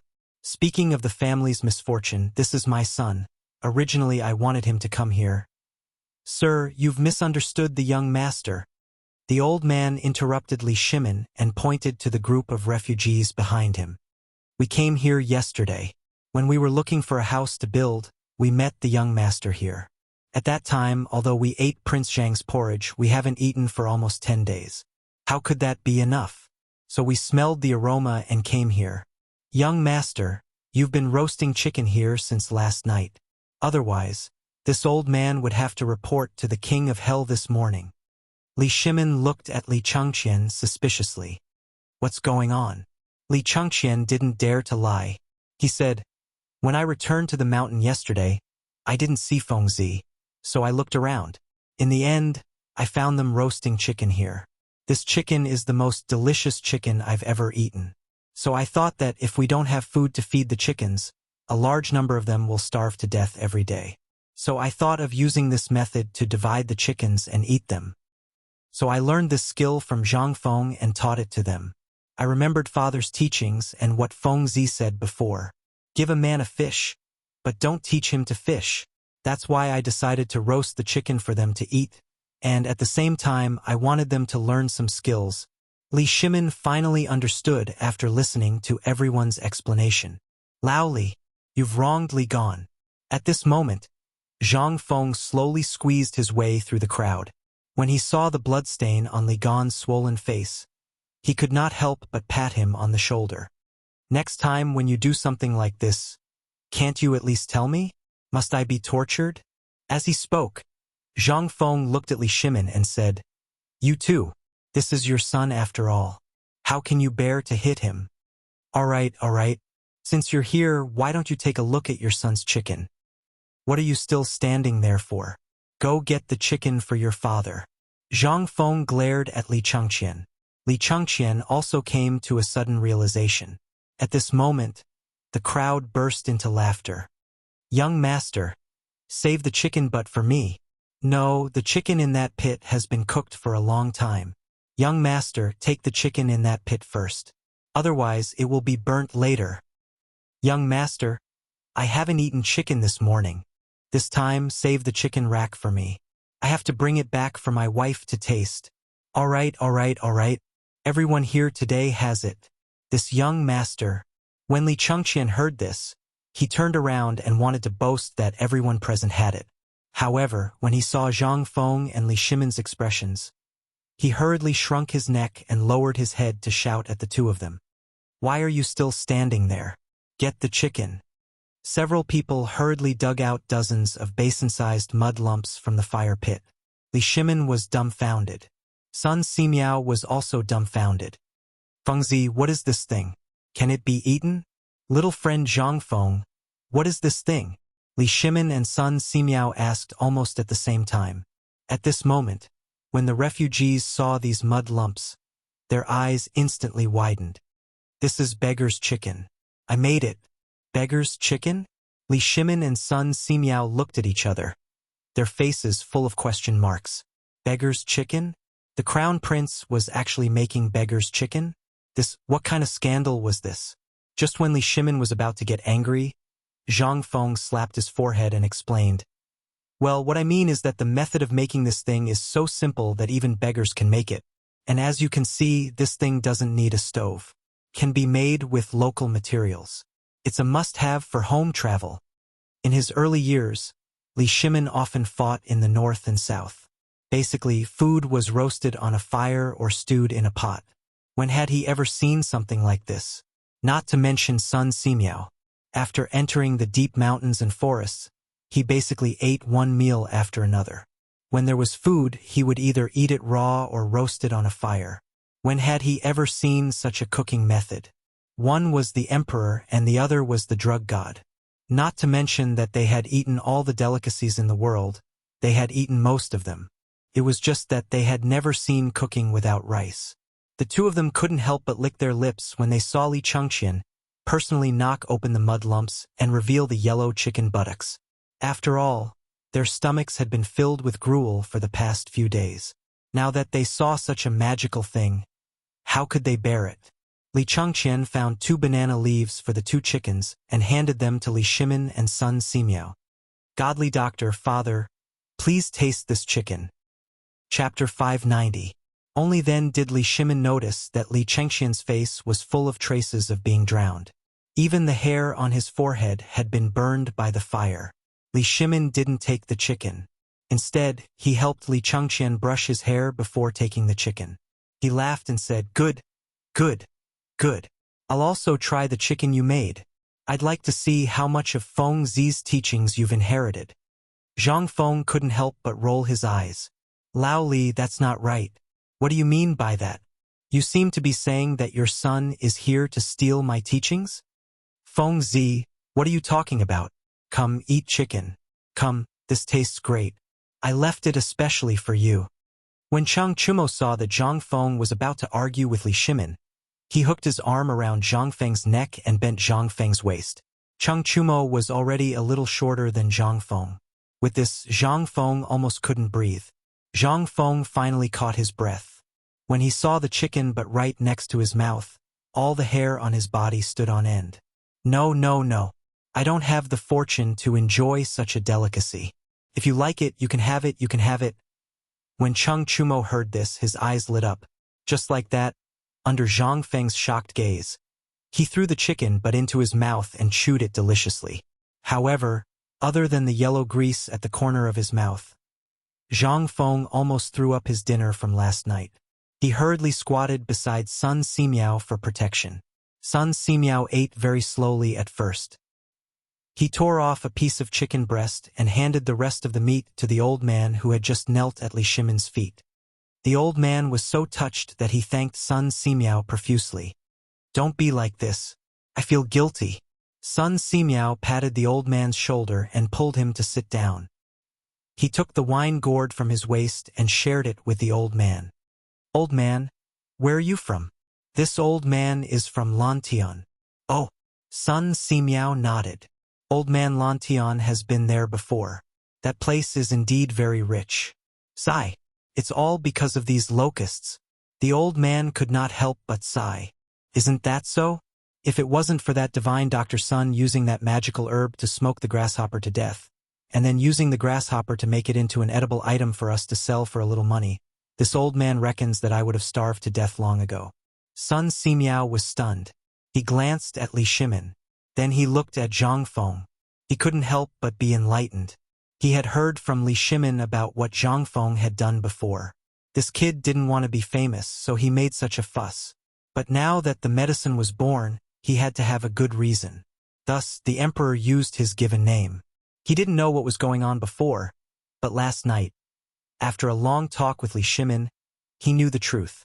He couldn't help but cherish Zhang Feng's talent.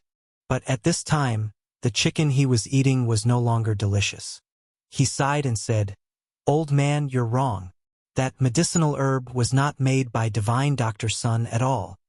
The people who were fighting for the food, as well as the old man who was eating the chicken thigh, were all stunned. In the next moment, everyone was unwilling to accept it. Old man, I thought you were kind when I saw your kind face. I didn't expect you to be such a person. Who is divine Dr. Sun? How can you be so filthy here? I think you'd better leave. If you don't leave, I think the thousands of people here will drown you with their saliva if this matter spreads out. The old man put down the chicken fiercely, but after thinking for a while, he picked it up again and left without looking back. Sun Simiao was helpless. Old man, everyone listen to me. This thing really wasn't made by this old man.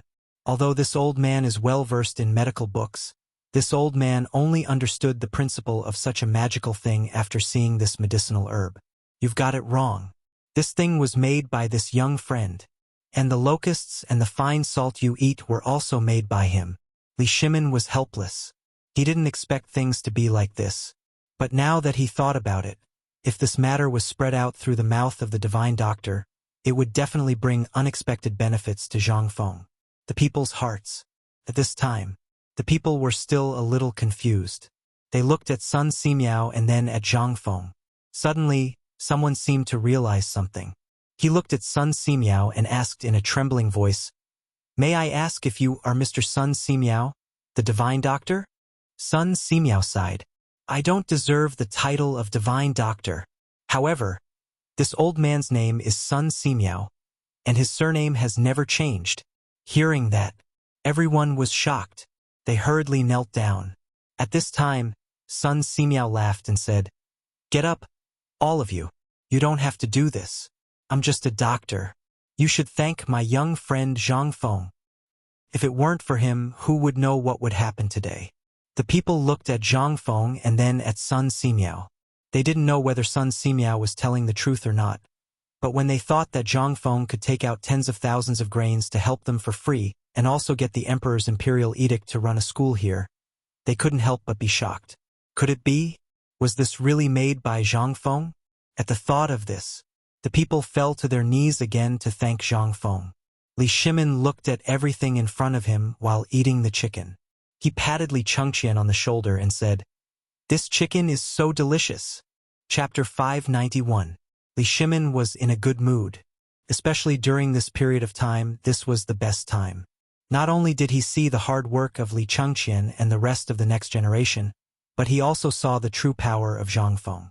However, when he thought that all of this would belong to him in the future, Li Shimin's heart couldn't help but become excited again. Li Shimin was very excited. After personally cooking a chicken with Li Chengqian, he was in a good mood. Come, all of you come and roast this chicken. I'll make the decision. Roast all of them. Everyone on the mountain will get one. When Zhang Feng heard this, his eyes widened. He pulled Li Shimin to the side and hurriedly said, Lao Li, are you crazy? Although your son is awesome, you can't spoil things like this, right? Do you know how many people are on the mountain now? If you eat it today, what will you do in the future? Li Shimin patted Zhang Feng's shoulder and didn't say anything. He called out, and everyone returned to the small wooden house. At this time, the news of Zhang Feng's salt production and Zhang Feng's rescue of the locust plague had spread like wildfire on the mountain. Everyone was so excited that it was as if they had been injected with chicken blood. Now that there was a miracle doctor and a rich man who gave each of them a chicken, everyone knelt down in front of the small wooden house and excitedly threw themselves into the construction work again. Not only did he save their lives with food, but he also took out all the chickens for them to eat. Not only that, if Zhang Feng didn't produce such expensive and cheap fine salt, they would still be jealous. Now that Zhang Feng was in trouble, if they didn't do their best to get this thing done, then were they still human? They weren't even worthy of animals. Animals also knew that after eating the food of the owner, they still had to follow the owner. Not to mention them who were made of flesh and blood. At this time, after making enough noise, Li Shimin and the rest finally sat in the small wooden house, sweating profusely. Lao Li, tell me, although the food problem is solved now, we can't. I know what you want to say. Li Shimin waved his hand. Xiao Gizi hurriedly added, my squire Li has already taken back all the chickens and ducks that were previously released outside Chang'an City. Not only are they being distributed to the people of Chang'an City for free, but half of the chickens and ducks are also being prepared to be given to brother Zhang Feng. Zhang Feng was stunned. His face was filled with disdain. Half? How much can half be? Li Shimin glared at him. What? You think 300,000 chickens and ducks are too few? Puff! Zhang Feng spat out a mouthful of beer onto Cheng Chumo's mouth and hurriedly asked, what did you say? How much? 300,000? Why are there so many? Li Shimin felt helpless. Isn't this your bad idea? At that time, when we were doing business with Tubo, we said something about exchanging things for food. This Tubo was like a madman. He was afraid that these things couldn't survive. Cows, sheep, and horses were fine, but these chickens, ducks, and pigs were all given to us. He only asked for 100,000 dawn of food. Zhang Feng couldn't help but feel dizzy. Then, how many chickens and ducks do you have in total now? Li Shimin was stunned. Hey old Wei, how many chickens and ducks do we have? Wei Zhang was also stunned by the question. He hurriedly said, let me see. As he spoke, he took out a small red book that he always carried with him from his embroidered robe and began to flip through it. After a while, Wei Zhang said, now, there are 475,600 chickens and ducks outside Chang'an City. Every day, thousands of chickens and ducks starve to death or are trampled to death by other chickens and ducks. The daily consumption of food is more than 10 dawn. Hiss! Zhang Feng couldn't help but gasp. My goodness! 470,000 dawn? Lao Li, did you rob Tubo? Otherwise, how could you have so many chickens and ducks? Li Shimin was speechless and gave a wry smile. How would I know? At that time, people in Tubo didn't have enough to eat, and countless people starved to death. How could there be such things as fodder that you made? So, under the wise decision of the current emperor, I happened to have some business with people in Tubo. So, they first said that they would leave the chickens and ducks with me. But in the end, didn't the plague of locusts break out? They simply exchanged these chickens and ducks for 100,000 dawn of food. If not, how could I be short of food now? Li Shimin couldn't help but sigh. He miscalculated. At that time, if he had listened to Zhang Feng's words and gathered all the food in the country, How could there be such a field now? On the contrary, the chickens and ducks that were popular at that time had now become another problem besides solving the problem of food for the people. These chickens and ducks were far more than the so-called 400,000, and this was only the chickens and ducks gathered outside Chang and city. What if the chickens and ducks in other places were added? How much would that be? Thinking of these chickens and ducks, Li Shimin began to have a headache. Damn it, it was really, damn it. However, Zhang Feng couldn't help but pat Li Shimin's shoulder excitedly and said, "Lao Li, I have something to discuss with you." Li Shimin couldn't help but be shocked. "What's the matter? Give me all your chickens and ducks. Do you know this time you've made a fortune?" Zhang Feng was very excited. Originally, old he and the others shook their heads and sighed that Zhang Feng was a fool every time they met. But they didn't know that although Zhang Feng had lost 20,000 don of food, after hearing that there were so many chickens and ducks at this time, Zhang Feng was very excited. Zhang Feng couldn't help but recite a poem again. "One must enjoy life to the fullest. Don't let the golden cup be empty against the moon. I am born to be useful. Money will come back after it is spent." Chapter 592. Li Shimin obviously didn't understand what Zhang Feng wanted to do. For him, these chickens and ducks were still manageable for the time being. However, if all 200,000 chickens and ducks were to be driven to Shao Mountain, it would not be a small problem but a big problem. Now, these chickens and ducks were all fat and strong. Even the piglets, who were usually as thin as firewood, were now as strong as calves. This was the problem that Li Shimin had a headache. But now, looking at Zhang Feng's appearance, he seemed to be very excited. This made Li Shimin confused. "Fengzi, are you okay? What do you want to do with these chickens and ducks?" Sun Simiao couldn't help but narrow his eyes and look at Zhang Feng. Zhang Feng didn't speak. Instead, he smiled mysteriously and waved at Cheng Chumo. Cheng Chumo instantly understood. He rushed out of the door excitedly. This scene made Li Shimin, Wei Zheng, and Sun Simiao even more confused. What was he doing? Did this kid want to? Just when he was confused, Cheng Chumo came in with 2 bowls of steaming porridge. "Master Li, you have the porridge. Dr. Sun, have the porridge." Looking at the oily layer of grease on the bowl and the smell of bone-strengthening powder, Li Shimin's eyes couldn't help but light up. "This is made with bone-strengthening powder?" Zhang Feng didn't speak. He just signaled Li Shimin to take a sip. Li Shimin and Sun Simiao subconsciously took a sip. Then, both of them couldn't help but frown. "Master Li, there seems to be something else in this porridge besides bone-strengthening powder." When Li Shimin heard Sun Simiao's words, he couldn't help but frown. He took another sip and stirred it with the spoon. "Yes, this porridge is thicker than normal porridge. This is the effect of the bone-strengthening powder. However, it shouldn't be this thick. Moreover, after eating it, there's a taste of muscle. However, there's a faint foul smell.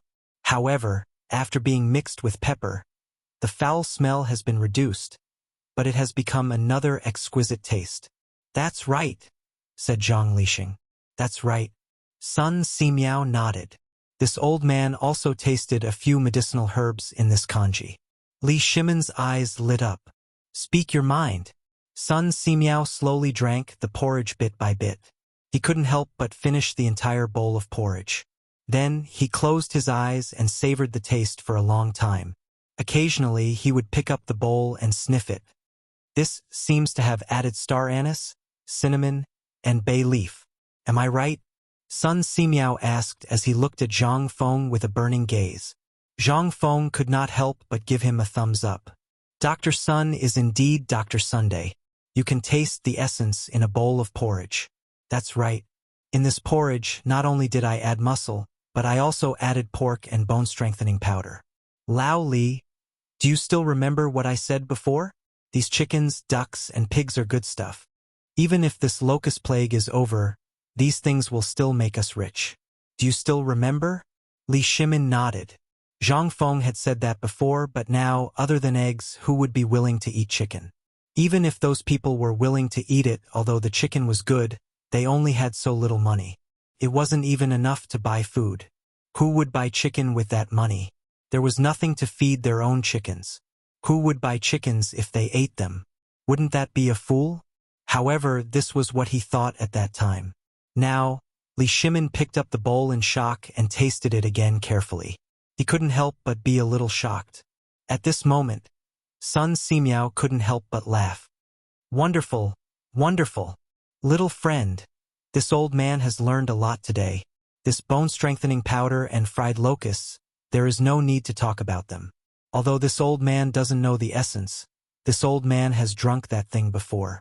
Drinking it can indeed make one's body strong, and there are no side effects. It's like eating a caddy of meat soup. At this time, this star anise leaf and other herbs also have a very good effect on improving the digestive system. Can even make blood. On the other hand, this thing also has a very good effect on covering the fishy smell. Let's not talk about the chicken. Let's talk about the pork. Although pork is slowly making its way into the rice bowl of the people, this thing has too strong of a taste. In the end, it's difficult to be elegant. However, these few herbs have changed the ingredient itself, allowing it to perfectly integrate with this porridge. Although this old man still doesn't know the essence of this thing, I'm afraid this old man won't be able to understand it in his lifetime. However, after trying a bowl just now, this old man's stomach tells me. How is it?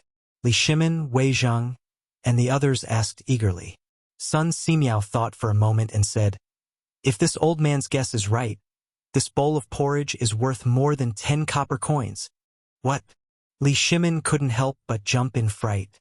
How much did this bowl of porridge cost? However, after thinking about it, he couldn't help but nod his head. The value of this thing really was more than 10 copper coins. Sun Simiao said again, however, this thing is still unknown in terms of its value, but in terms of its practicality. What does everyone lack now? What they lack is food. Therefore, if this bowl of porridge was eaten by someone else, it would last them an entire day. If the officials here could eat 2 bowls of porridge a day, I guarantee that they would all be fat and strong after a month. Chapter 593. Li Shimin's eyes couldn't help but light up. Dr. Sun, are you sure this bowl of porridge can be so magical? How can it not be useful? Zhang Feng was speechless. I say, old Li, you're actually suspecting me now? You know I'm doing this for this thing. Look, my hair is a little white. While speaking, Zhang Feng pointed to his hair. Master Li, we all saw this. Ever since the imperial edict was issued, I don't know what's wrong with this kid, but he locked himself in his room for 3 days. We thought something bad had happened, so this is what he was doing? Wei Shuyu patted her chest loudly. At the same time, she finally figured out what this kid was doing before. Zhang Feng glared at Wei Shuyu. Do you think I'm the same as you? This is a big thing. If it's not done well, it will be a mess. You can forget about sleeping. This thing needs to be prepared in advance, understand? Wei Shuyu and others touched their heads with a confused look. What do you mean by prepared in advance? Zhang Feng couldn't help but roll his eyes. If he chose these idiots who had nothing to do, wouldn't it take hours to explain to them? Get out of here. Get out of here and do your work. It's almost time for dinner. Have you completed your task today? If you haven't, you're not allowed to eat. Hearing this, they scurried away. At this time, there were only 4 people left in the room. Wei Zheng, Dr. Sun, Li Shimin, and Zhang Feng. The 4 of them looked at each other. Finally, Sun Simiao asked, I've always had a question. Why did you ask me to come up the mountain this time? I would have forgotten if you didn't mention it. Zhang Feng patted his forehead and said, this time, I asked you to come here for this bowl of porridge. If it weren't for Lao Li's 10,000 dan grain and these chickens and ducks, there would really be a big problem this time. But now that we have these things, I boldly asked Dr. Sun to find some herbs on this mountain. Sun Simiao couldn't help but wonder. Then why are you looking for herbs? Yes, Fengzi, why are you looking for herbs? Tell me, what do you want? Where do I have the 1,000-year-old ginseng that I've been collecting for a long time? Before he finished, Zhang Feng waved his hand and said, you forgot that your son has already lost the 1,000-year-old ginseng to me. Li Shimin's eyes went black, and he almost fell to the ground. When did this happen? Why don't I know about it? Last time when we were playing mahjong. Zhang Feng ignored the dumbfounded Li Shimin and continued to look at Sun Simiao, who was stroking his beard. Dr. Sun, this bowl of porridge actually has a name. I call it medicinal cuisine. This thing can not only be used on ordinary people, but it can also be used on rich people to treat their illness. Sun Simiao was a little surprised. He didn't know the specific effects of this thing, but this medicine could be mixed with ingredients. This was a method that existed since ancient times, but there weren't many that could really achieve the balance of yin and yang. However, in this bowl of porridge, if some other medicinal herbs were added, such as the Hautuinia herb and some other things, then this bowl of porridge would really become a bowl of medicinal cuisine with extraordinary value. Sun Simiao couldn't help but look at Zhang Feng, a little dumbfounded. Little friend, I wonder where you learned your skills from? Hearing this, Wei Zheng hurriedly touched Li Shimin to wake him up. Zhang Feng waved his hand and said, Old mister, you don't have to do this. These are all things that my master occasionally mentioned when he was teaching me. Hearing this, Sun Simiao was a little surprised. This was just an occasional mention? Could it be like this? If he were to seriously study medicine, what would happen? May I ask? Well, don't ask. This is a sad thing. I don't want to talk about it. It would be strange if he could explain it clearly. He had heard of this man's name in the future. He was simply the second Tang Sung. No, the second was Du Dabing. That guy was really poisonous. Li Shimin couldn't help but say, Dr. Sun, Zhang Feng's master has gone to travel, maybe, so if he doesn't want to talk about it, you don't have to ask. There are many wonderful people in this world, but we can't meet everyone. Although we can't meet his master at this time, I think this porridge of Feng Zi will definitely become a good thing. Li Shimin couldn't wait for a long time. Now that Sun Simiao had said so, it must be true that this thing was definitely something good. Then, the most important thing now was, Li Shimin wanted this thing. He didn't want to make a fortune with this thing, but if this thing could be used on the disaster victims in the world, although there wasn't much bone-strengthening powder left and it couldn't be used everywhere, there couldn't be more chickens, ducks, and pigs. Once it was added, then, Li Shimin couldn't sit still. He said, Well, Feng Zi, you also know that there are disasters everywhere in the Tang dynasty now. You don't want to see all the disaster victims come to you, do you? So, Feng Zi, can I make a deal with you? Chapter 594. How could Zhang Feng not know what Li Shimin was going to do? He had already given them so many things. Moreover, there were hundreds of thousands of chickens and ducks. Even if Lao Li and his family ate them all day long, they wouldn't be able to finish them all. Therefore, Zhang Feng spread his hands. Brother, I know what you're going to do even if you don't tell me. Since you're here today, this is also what I wanted to tell you. Lao Li, although it's a bit unkind to make money from a national disaster, this is really a profitable business. Li Shimin was a little speechless. This kid really thought of himself as a businessman. However, the Tang dynasty was really short of money now. Whether it was the manufacturing of the iron ships or iron carriages, it would cost a lot of money. Also, the soldiers stationed at the border would need a huge amount of military funds. Although they had made some money before, after the locust plague, the treasury that had just been filled up was a little empty again. At this time, Li Shimin understood what Zhang Feng wanted to do after hearing what Zhang Feng said. You mean to sell this bowl of porridge to those rich people? Zhang Feng stretched out a hand and shook it. He said mysteriously, Yes and no. After all, we don't have much bone-strengthening powder now. We can't make this thing like this. This is one of the reasons why I asked Elder Sun to come up the mountain. On the one hand, I want Elder Sun to find some medicinal herbs that can replace the bone-strengthening powder and add them to this porridge. Moreover, I want to make this porridge into two different things.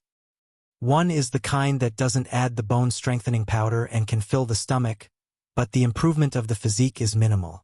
The other is the kind that doesn't add the bone-strengthening powder, but the taste and the effect of strengthening the physique are the same or even stronger.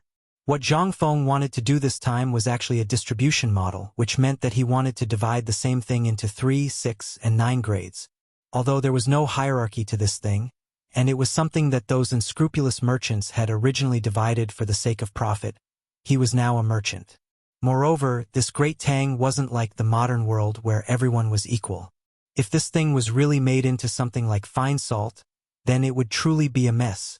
However, for the people of the Tang dynasty, this thing was really a life-saving thing. Don't worry if the poor can't afford it. This thing can be reduced to the price of a bowl of porridge. It's just that the porridge is slightly more expensive. This porridge can be sold for money in the future. Of course, it's impossible now. There are so many chickens and ducks now. There were so many of them that they were consuming food every day. Since that was the case, they might as well bring them in. But what about after the disaster? The price of this item was bound to increase. However, this was not something that Zhang Feng could concern himself with. Those who liked it would naturally buy it. However, it would be different if medicinal herbs were added. A food shortage was a disaster for the commoners, but for the rich, it was just a matter of not having enough to eat. The oil in their stomachs, it was time to hang up. This porridge was tailor-made for them. Why? Wasn't it just to take money out of their pockets? And then use it on the construction of the academy? Before the construction of the academy began, Zhang Feng thought that it was so simple. However, when he really started it, he realized that this thing needed money. This was a F*King money-burning machine. Although Li Gan took the initiative to fight and paid for it, he couldn't let him keep paying for it, right? This was a bottomless pit.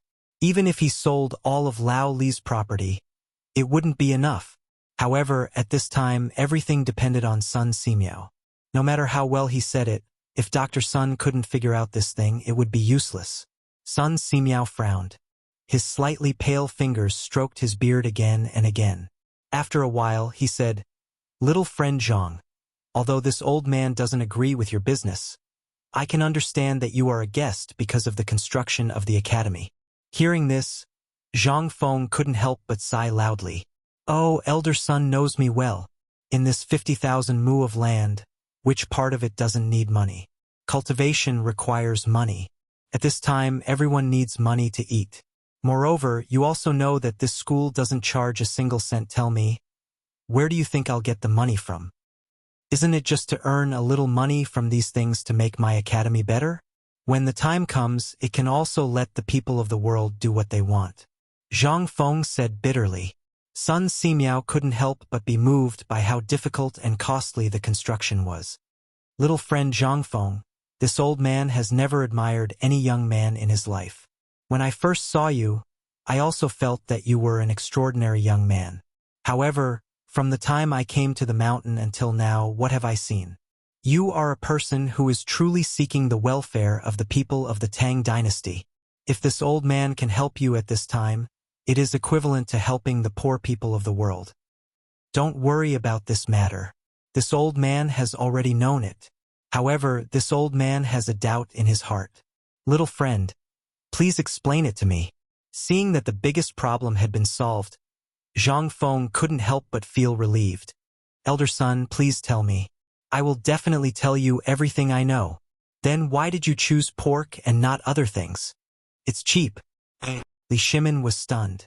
Sun Simiao was stunned. The two looked at each other and said, "Say that again." Chapter 595. Li Shimin was dumbfounded. Sun Simiao was dumbfounded. Wei Zheng was dumbfounded. Everyone in the world knew that pork tasted awful. It would not be a big deal if it was eaten by commoners, but what were they making now? What kind of rich people would eat this medicinal cuisine? How fishy would it be? How disgusting was it? How could they eat it? That would be a strange thing. If they really did that, there would be big problems. However, Zhang Feng did not answer. Instead, he ran to the door and yelled, "Tainyo, go get Li Qian. Tell him I'm looking for him." A moment later, a black-faced Li Chengqian rushed into the wooden hut, sweating profusely. "What's the matter? I'm busy." Li Chengqian bowed to Sun Simiao and Li Shimin as soon as he entered the hut. Zhang Feng patted Li Chengqian on the shoulder and asked, "We're all on the same side here, so I won't beat around the bush. Let me ask you, have you found the carpenter I asked you to find?" I found him. He's an old eunuch from the palace." Sun Simiao was dumbfounded when he heard that. Li Shimin already knew, but wasn't he talking about pigs? Why was it related to this again? However, the two of them did not ask anything. They waited quietly for Zhang Feng. Zhang Feng was overjoyed when he heard that. That's great. Invite him in. I want to ask him something. Li Chengqian hesitated. However, after some thought and seeing Li Shimon's expression, he walked to the door and called in the eunuch he had brought with him. The old eunuch was very old. He had a head of silver hair, but his mouth was very thin. There was no beard on his chin. Zhang Feng was stunned. He pulled Li Chengqian to the side and asked, "He must be a eunuch?" Li Chengqian rolled his eyes. "Didn't I just say it? I went through a lot of trouble to find a eunuch who just retired from the palace. Do you want him? If you don't, then forget it."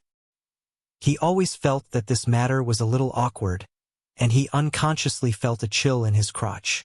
But since Zhang Feng wanted it, he didn't dare to say anything. He could only keep his head down and do his job. Seeing Li Chengqian like this, Zhang Feng's mood was greatly relieved. He circled the old eunuch a few times. Although the old eunuch was able to maintain his composure, how could he remain calm? Other than this idiot in front of him, the other three people were all people who could make the ground shake with a stomp of their feet. The emperor, the godly doctor, and the crown prince.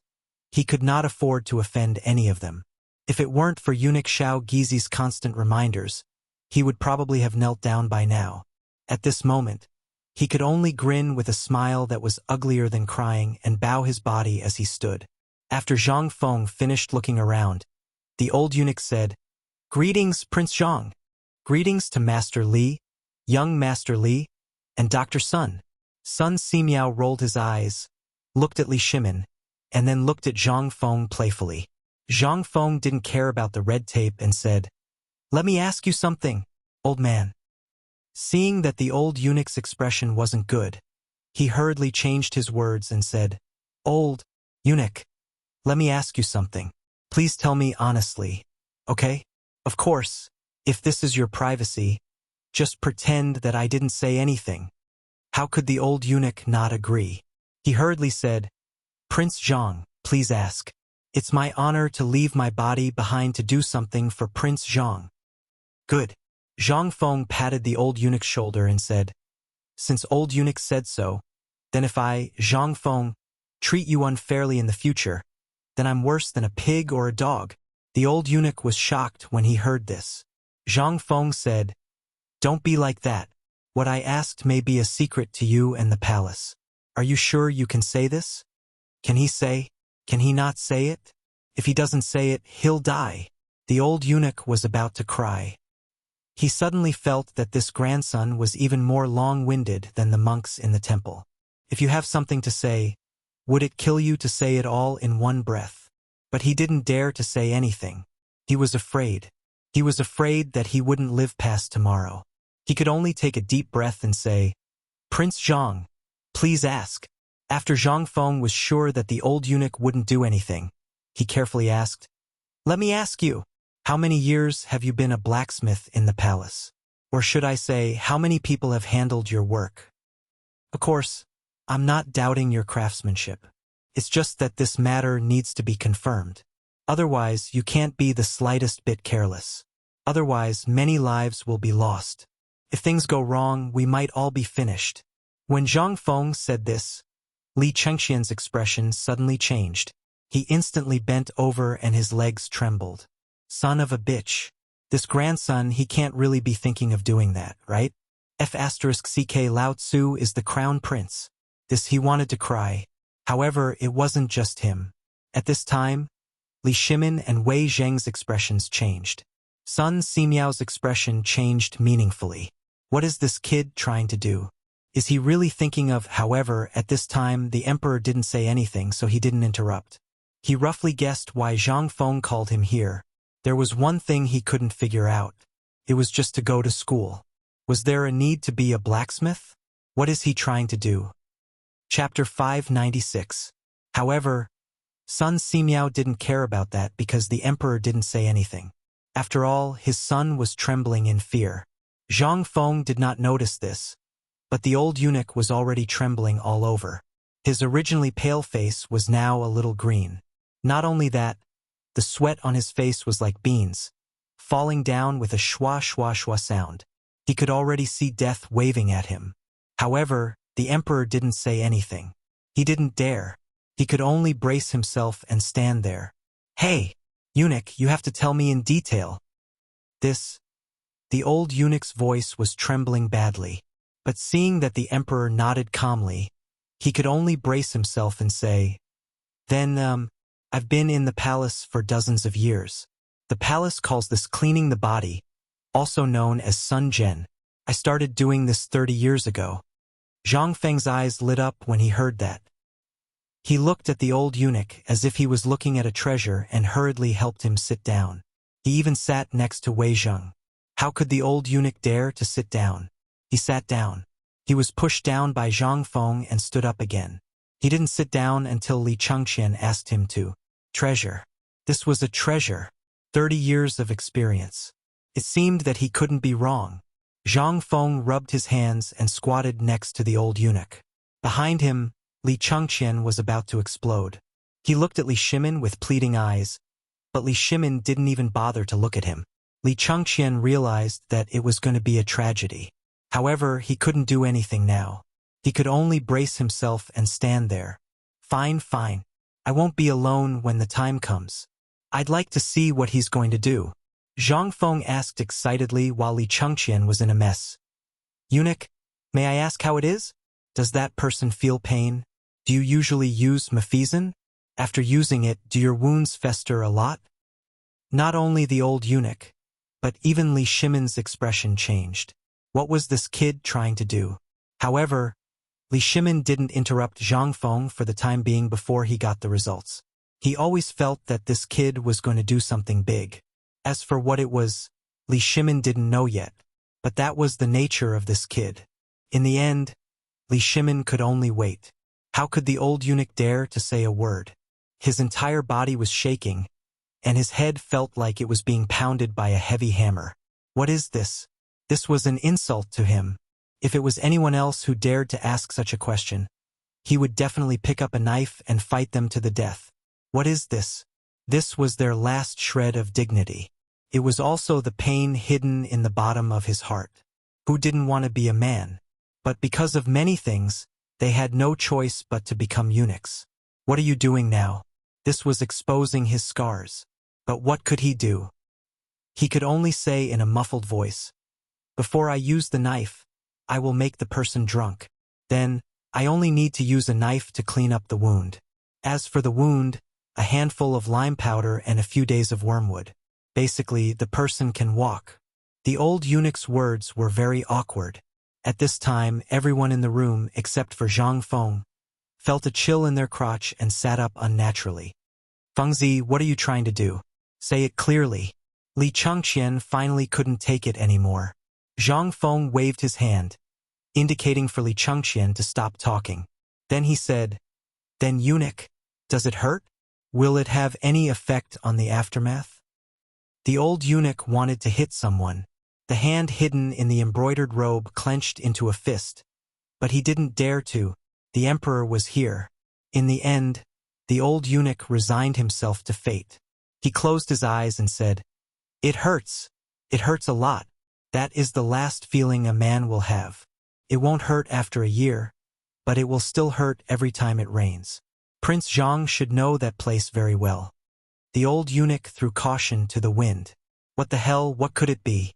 Didn't he just want to know the details? What could it be? This kid was asking so many questions. Could it be that he really wanted to do something to the students who came here?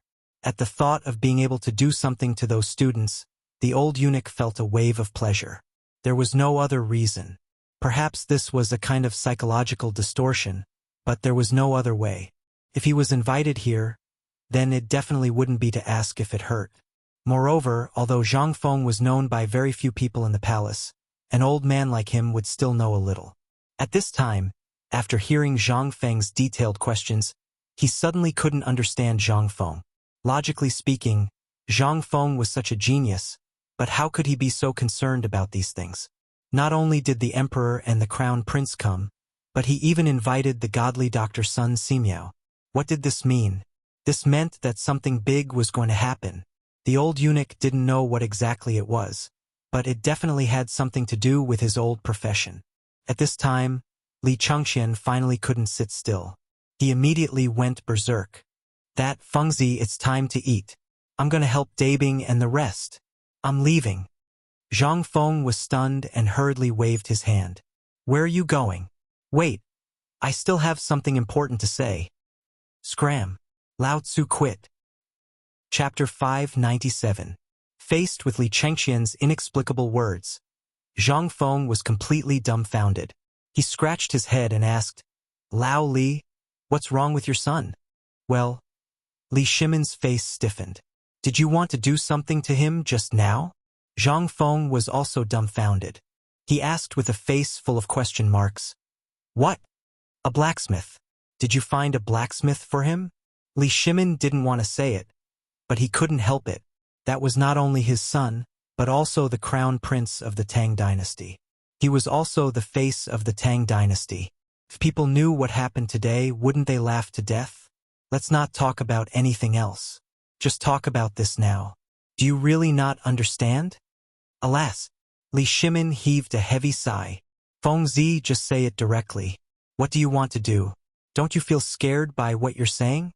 No, it's quite good. Zhang Feng's words almost made Li Shimon go crazy.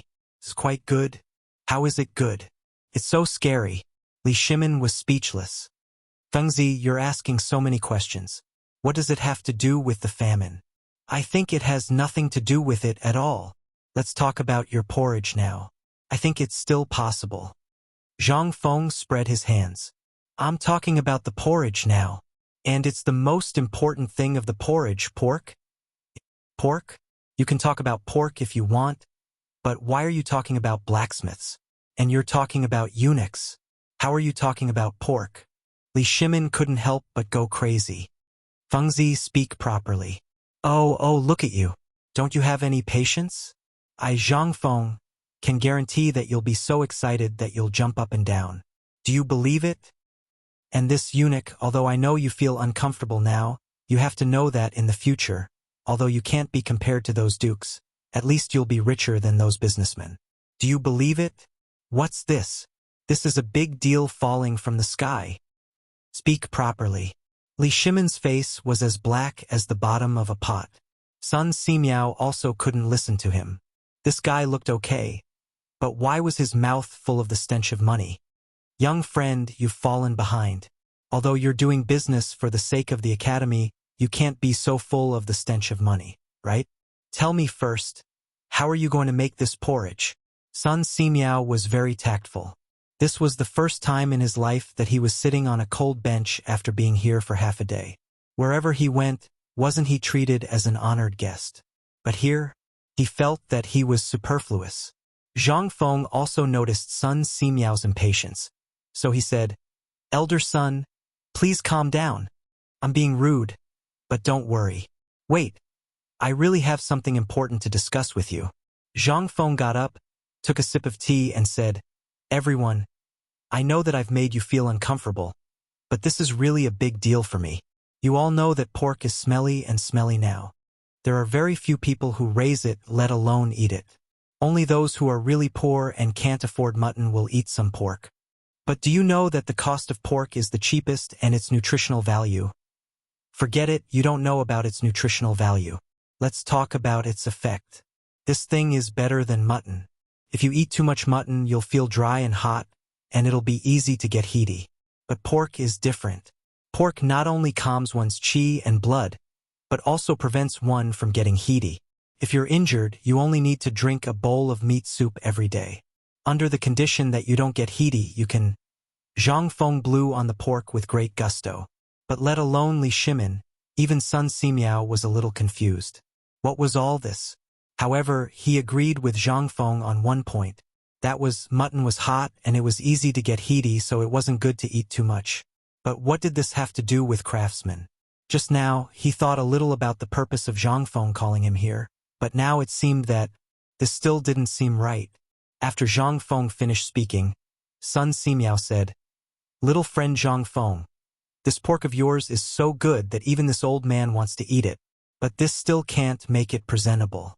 And this old man is not talented, so why did you call me here? Well, Zhang Feng rubbed his chin and said, Old son, Lao Li, the reason why I'm talking about this today is to completely change this thing about pigs. Change how? Li Shimin and Wei Zhang couldn't help but ask. Sun Simiao shook his head speechlessly. For the first time, he felt that Zhang Feng was good at everything, but he was too long-winded. He was even more long-winded than those old men. However, Zhang Feng ignored him. To be precise, Zhang Feng had fallen into his own world and couldn't extricate himself. This is actually the main purpose of calling this eunuch here today. That is, I'm going to castrate all these pigs on Shao Mountain. PFFF. Chapter 598. Li Shimin couldn't help but spit out a mouthful of tea. After waiting for so long, this was it? He thought that Zhang Feng had something unexpected, but he didn't expect him to say this. Pig? What did this mean? Fangzi, what do you mean? If you don't make it clear, this... Li Shimin winked at Sun Simiao, whose face was gradually gloomy, and said. Seeing this, Zhang Feng hurriedly comforted Sun Simiao. Old Mr. Sun, I didn't mean to offend you, but I really thought of a wonderful idea. Think about it, why is everyone unable to accept this pig now? It's because the smell of the pig is too smelly, and the meat is too dry, but I seriously observed the pig and found that this can actually be changed. Under normal circumstances, it would be considered good for a pig to grow to 50 catties in a year. However, this kid has a way to make these pigs grow to 200 catties in 3 months. What? 200 pounds in 3 months? Are you sure? Li Shimin was shocked. With a bang, he stood up from the chair and couldn't help but ask. Of course, I, Zhang Feng, dare to guarantee with my life. Moreover, not to mention these, I have the ability to even give all the pigs that are running all over the place a month. Not only will they not lose weight, but they will also gain weight. I will also be able to change the taste of their meat and the quality of their meat. Of course, Zhang Feng had a way. Under normal circumstances, no one would eat the pigs now. The reason why there were people raising them was because there were many poor people. They couldn't afford to eat mutton. So even if the meat was smelly, it was very enviable to be able to eat it occasionally. In the final analysis, the blacksmiths of this era were thinking about how to enter the palace and only knew to point the knife at people's crotch, but forgot that this knife could actually make them rich. However, now that Zhang Feng was here, everything had to be changed. The most important thing was that they had to deal with the smell of the meat all the time. It would take a lot of liquor. Moreover, there were so many pigs on the mountain. They had to deal with them. They ate more than people in a day who could afford to raise them. He had to think of a way to make them less active and less active. The natural situation was to prevent them from getting pregnant naturally. Then, he would select the ones with good quality and use them as breeding pigs to breed the next generation. Anyway, this thing could give birth to several litters of babies in a year. What was he afraid of? As long as he could find a formula to improve the fibrous structure of the meat, so that the meat would not be as dry as before and get rid of the fishy and foul smell, the meat would become an extremely popular dish.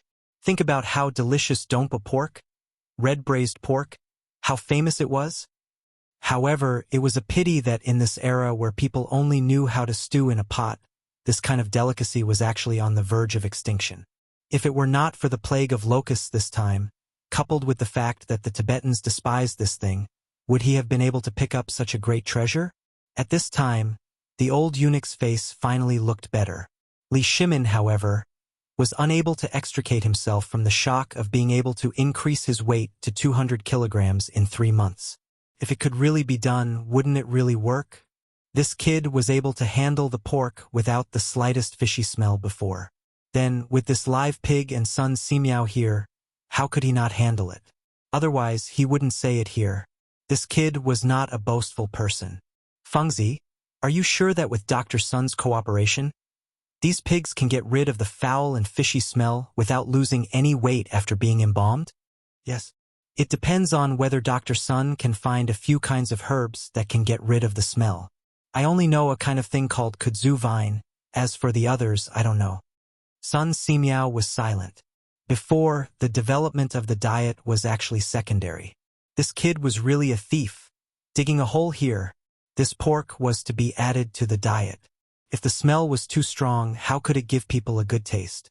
If this thing was not added, the taste would lack the oil in it, and it would be impossible to achieve the ideal taste by relying only on the mussels and duck meat.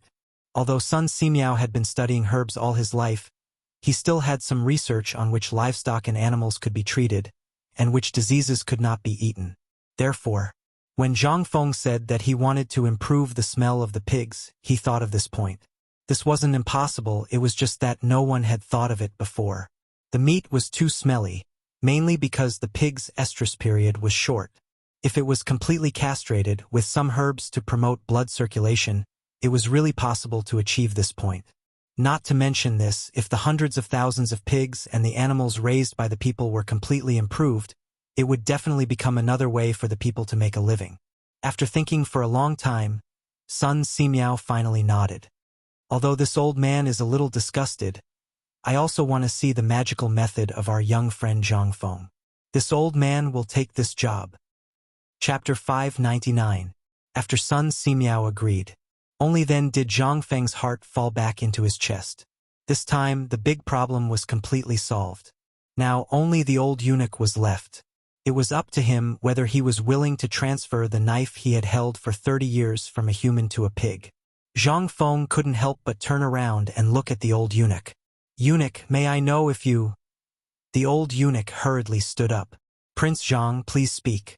"Well, I just wanted to ask if you were willing to— To be honest, I'm not willing to agree to this.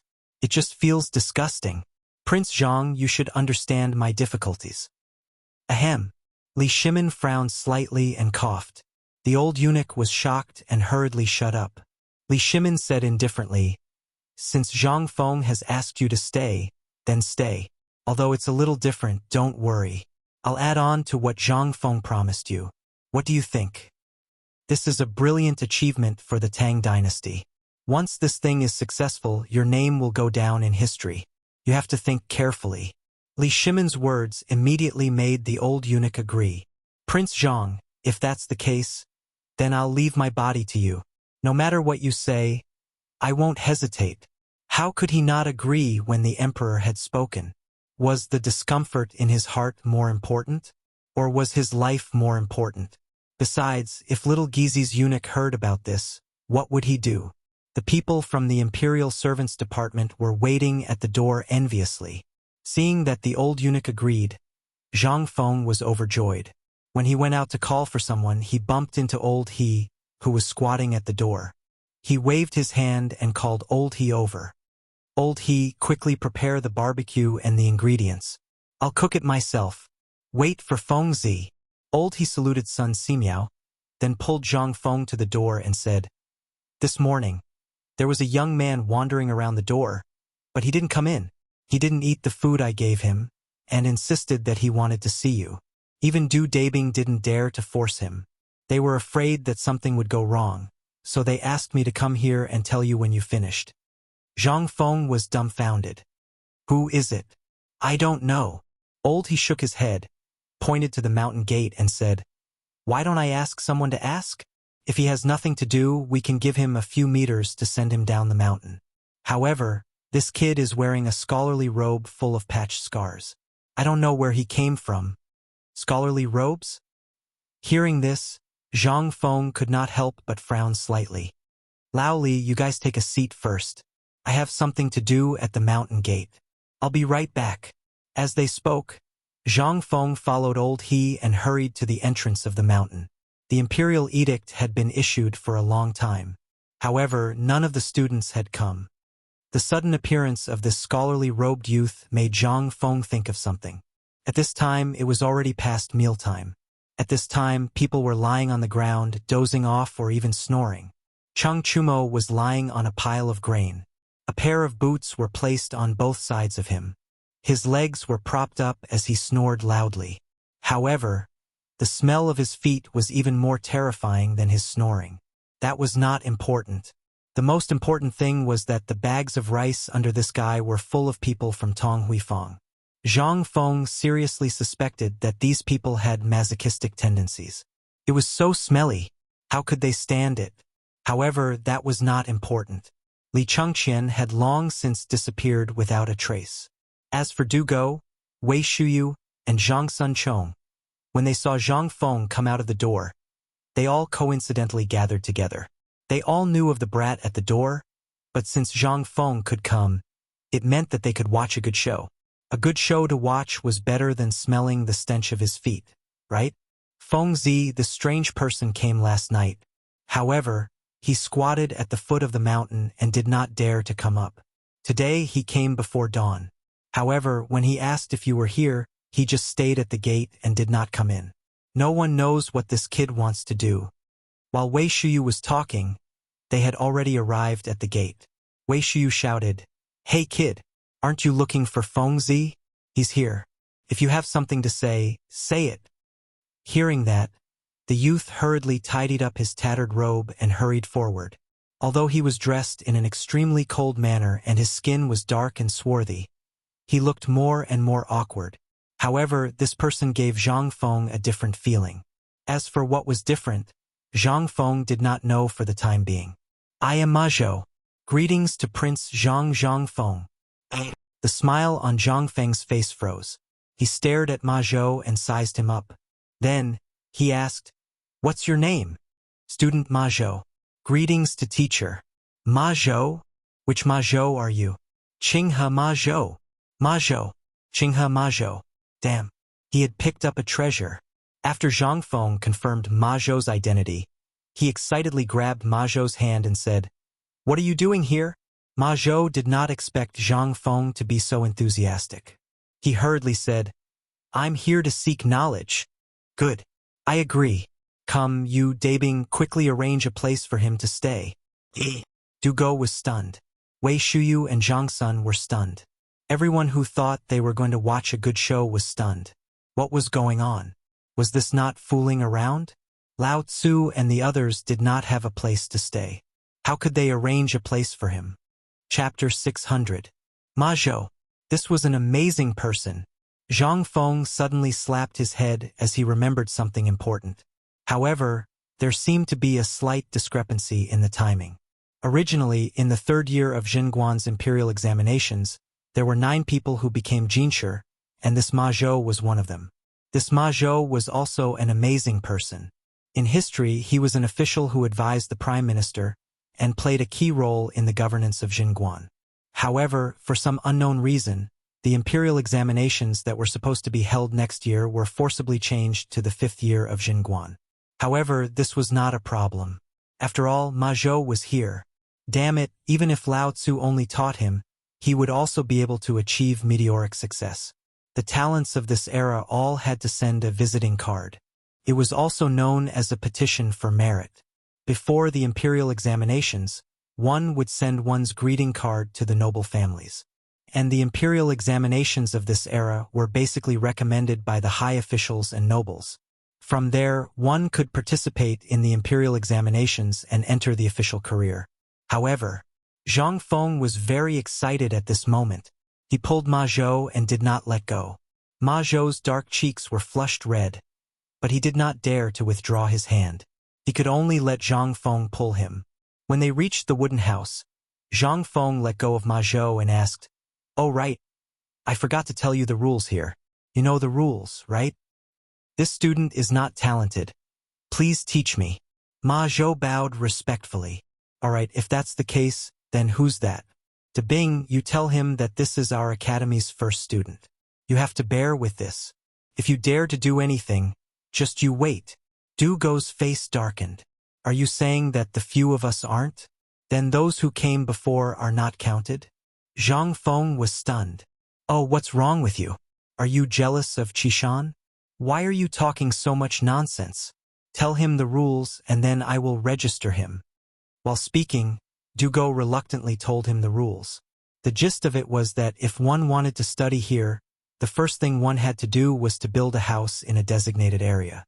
Furthermore, this house had to be in a format set by the academy. Secondly, he had to participate in the construction of the Taoist college. This was also included in the credits. While Du Go was talking to Ma Zhou, Zhang Feng hurriedly wrote down something similar to an admission letter. On the paper, A large red flower was drawn in cinnabar. 2 red ribbons floated from the top of the paper to the sides, and in the middle of the paper was written in ink. Today, Ma Zhou of Qinghe is under Zhang Feng's tutelage and enrolled in White Deer College to study. With this as proof, the college will take care of the student's daily life during the period of enrollment. However, the student must complete the missions set by the college and accumulate credits. Those who fail in a year will be expelled from the college and will never be accepted again. The writer is Zhang Feng.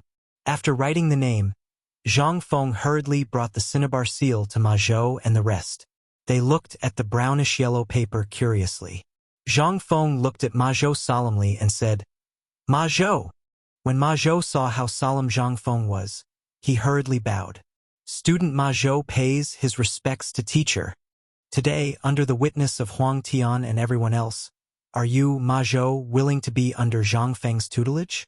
Zhang Feng's solemn voice naturally attracted Li Shimin and the other 2 to come over to take a look. Ma Zhou hurriedly bent his knees and was about to kneel when Zhang Feng hurriedly berated him. "If you kneel, you will leave the mountain today." Ma Zhou trembled when he heard this. Li Shimin and the rest couldn't help but be puzzled. At this moment, Zhang Feng said pretentiously, "I remember a saint once said that a man has gold under his knees. A man can kneel to heaven and earth, to his parents, to the king of heaven and earth, and to his parents, the dawn and the common people. If you kneel to me today, my academy will never hire you in the future." As he spoke, Zhang Feng looked around and shouted, "What I said today is the philosophy of White Deer College. Whoever dares to kneel will get lost from Lao Tzu. Don't say that I, Zhang Feng, am a student. Lao Tzu can't afford to lose face like this." When everyone heard this, they couldn't help but be in an uproar. Ma Zhou couldn't help but choke. He shouted, "Student Ma Zhou will remember teacher's words and will never forget it. Good, very good. Come, come, come. This is your admission form. Take a look. If you have no objections, sign and stamp it." Previously, Li Shimin's blood was boiling when he heard this. He was still wondering which saint had said these words. However, what the hell was this signature and stamp? No matter how he looked at it, Li Shimin felt that this guy had signed a contract to sell himself. However, this didn't matter. After Ma Zhou thanked Zhang Feng profusely, he saw Sun Simiao and was about to kneel down. However, when he thought of Zhang Feng's words, he quickly stopped and bowed. Student Ma Zhou pays his respects to the godly doctor. Good. Sun Simiao was still as friendly as ever. He chuckled and considered this as a greeting. After that, Sun Simiao asked, "Young friend, what are you going to arrange for Ma Zhou to do?" Well, Zhang Feng couldn't help but look at the old eunuch. Ma Zhou came at the right time. The free pig rearing expert was online. Chapter 601. Before arranging Ma Zhou to work, he had to build a house for himself. However, Zhang Feng had other plans. He called Guzi and Zhuzi and said, "You 2 take him to Zhang Tufu first and tell him that I told him to watch this kid and build a house not far away." Wei Shuyu was stunned when she heard that. Everyone was also stunned. "Fengzi, this is not right. Isn't everyone's residence at the foot of the mountain? How can he?" Shoo. "This is my territory. Wherever I say he lives there." Zhang Feng was so happy that flowers were blooming in his heart. Ma Zhou thought that this was a great thing. After all, he had seen those houses when he went up the mountain.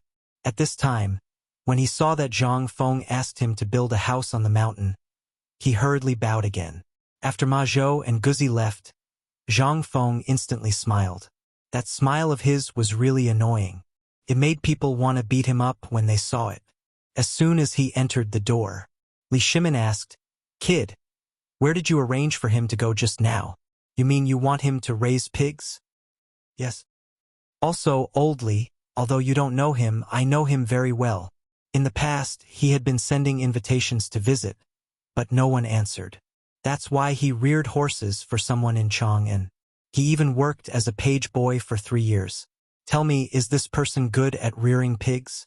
And I can guarantee that as long as he comes, in less than a year, the pigs will be raised better than others." A student of the academy, You actually want him to raise pigs. How embarrassing it would be if this were to spread out. Alas, Li Shimin sighed. How many students of the academy are here? Although there are many people building houses at the foot of the mountain, most of them look like commoners. What are you doing? Facing Li Shimin's question, Zhang Feng spread his hands. Only ghosts know. How long has it been? Apart from this Mazhou, we picked and selected more than 50 people from these refugees. This is really strange. Okay, I have something to do. I will go back and see what is going on. While talking, Li Shimin left. Zhang Feng was stunned. You don't want to eat?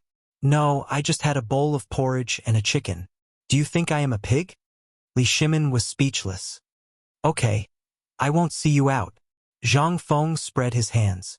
This godforsaken place was a mess, and it didn't look like a place to entertain people. Once it was done, he would find a good place to build a house for him. After they left, Wei Shuyu and the others sneaked into the wooden house. As soon as they entered the house, Fengzi, you know that kid? Know him? Not just know him, but it was not appropriate to say it now. Zhang Feng thought for a while and said, I don't know him, but when I was wandering around Chang'an City, I heard of him. I didn't expect him to come. No, Fengzi. What I mean is, does your family know that you are making things up for him? If he finds out, do you know how serious the consequences will be? And if this gets out, how can our academy continue to do business? Zhang Feng glanced at Du Go. Why, do you want to go? Then go, I will get him back now. Du Go was speechless. He didn't want to be entangled in this matter. If this kid really wanted him to be a pig farmer, then there would be a lot of trouble. However, Du Go thought for a while and asked, well, it should be 10 days since the imperial edict was issued, right? No matter what, there should be some reaction. Why hasn't anyone come? Even if they walk, the people in Luozhou City who are nearby should have arrived long ago. Could it be that the effect of the imperial edict? When Du Go said that, Wei Shuyu and Zhang Sun couldn't help but feel a little worried. Fengzi, we are making a big fuss here. The news should have spread all over Chang'an City. Could it be that Guanlong's people are making trouble in the middle of the semester? Otherwise, why hasn't anyone come? We have to investigate this matter carefully. Otherwise, there will be a big problem. What big problem? Didn't someone come today? We have to be patient. So what if no one comes? With the few of you and the 50 people outside, we can still make the academy prosperous. Zhang Feng didn't care, but to be honest, he was really worried. Now Mazhou was here. Where were Lai Ji, Sun Chuiwei, Gao Zhizhou, Wei Tongxian, Guo Zhengyi, Li Yifu, and Hao Chujun? Was there something wrong with the plot? Logically speaking, they were now in Luozhou City, which wasn't far from here. They should have heard and seen the imperial edict, right? Or was there really a problem with the way the imperial edict was opened? Zhang Feng couldn't help but feel a little uneasy. The more he thought about it, the more agitated he became. He simply stopped thinking about it. Damn it, maybe these people were all in the disaster and would only come back after the disaster. Zhang Feng could only comfort himself in this way. However, what he didn't know was that at this time, Guo Zhengyi and the others were looking in the direction of Chang'an and thinking about the same thing at the bank of a small river about 300 miles away from Chang'an. Chapter 602. 3 days. Another 3 days passed. In these 3 days, Li Shimin followed Zhang Feng's instructions and gave out a pot of porridge mixed with chicken, duck eggs, and even pork. The food shortage in Chang'an City finally stabilized. There was no other way. It was not that Li Shimin wanted to do this, but because of the food shortage in the city, the food supply in the city had also decreased sharply. Not only that, the number of deaths of chickens, ducks, and pigs was also increasing day by day. There was no other way. Li Shimin could only open the granary and release the chickens and ducks. However, if this continued, although the famine problem could be temporarily solved, there would be problems in settling the people down. There was no other way. Li Shimin followed Zhang Feng's instructions and sent all these people to the imperial plantation or Longzhou Mountain to reclaim the land and plant all the food that could be planted.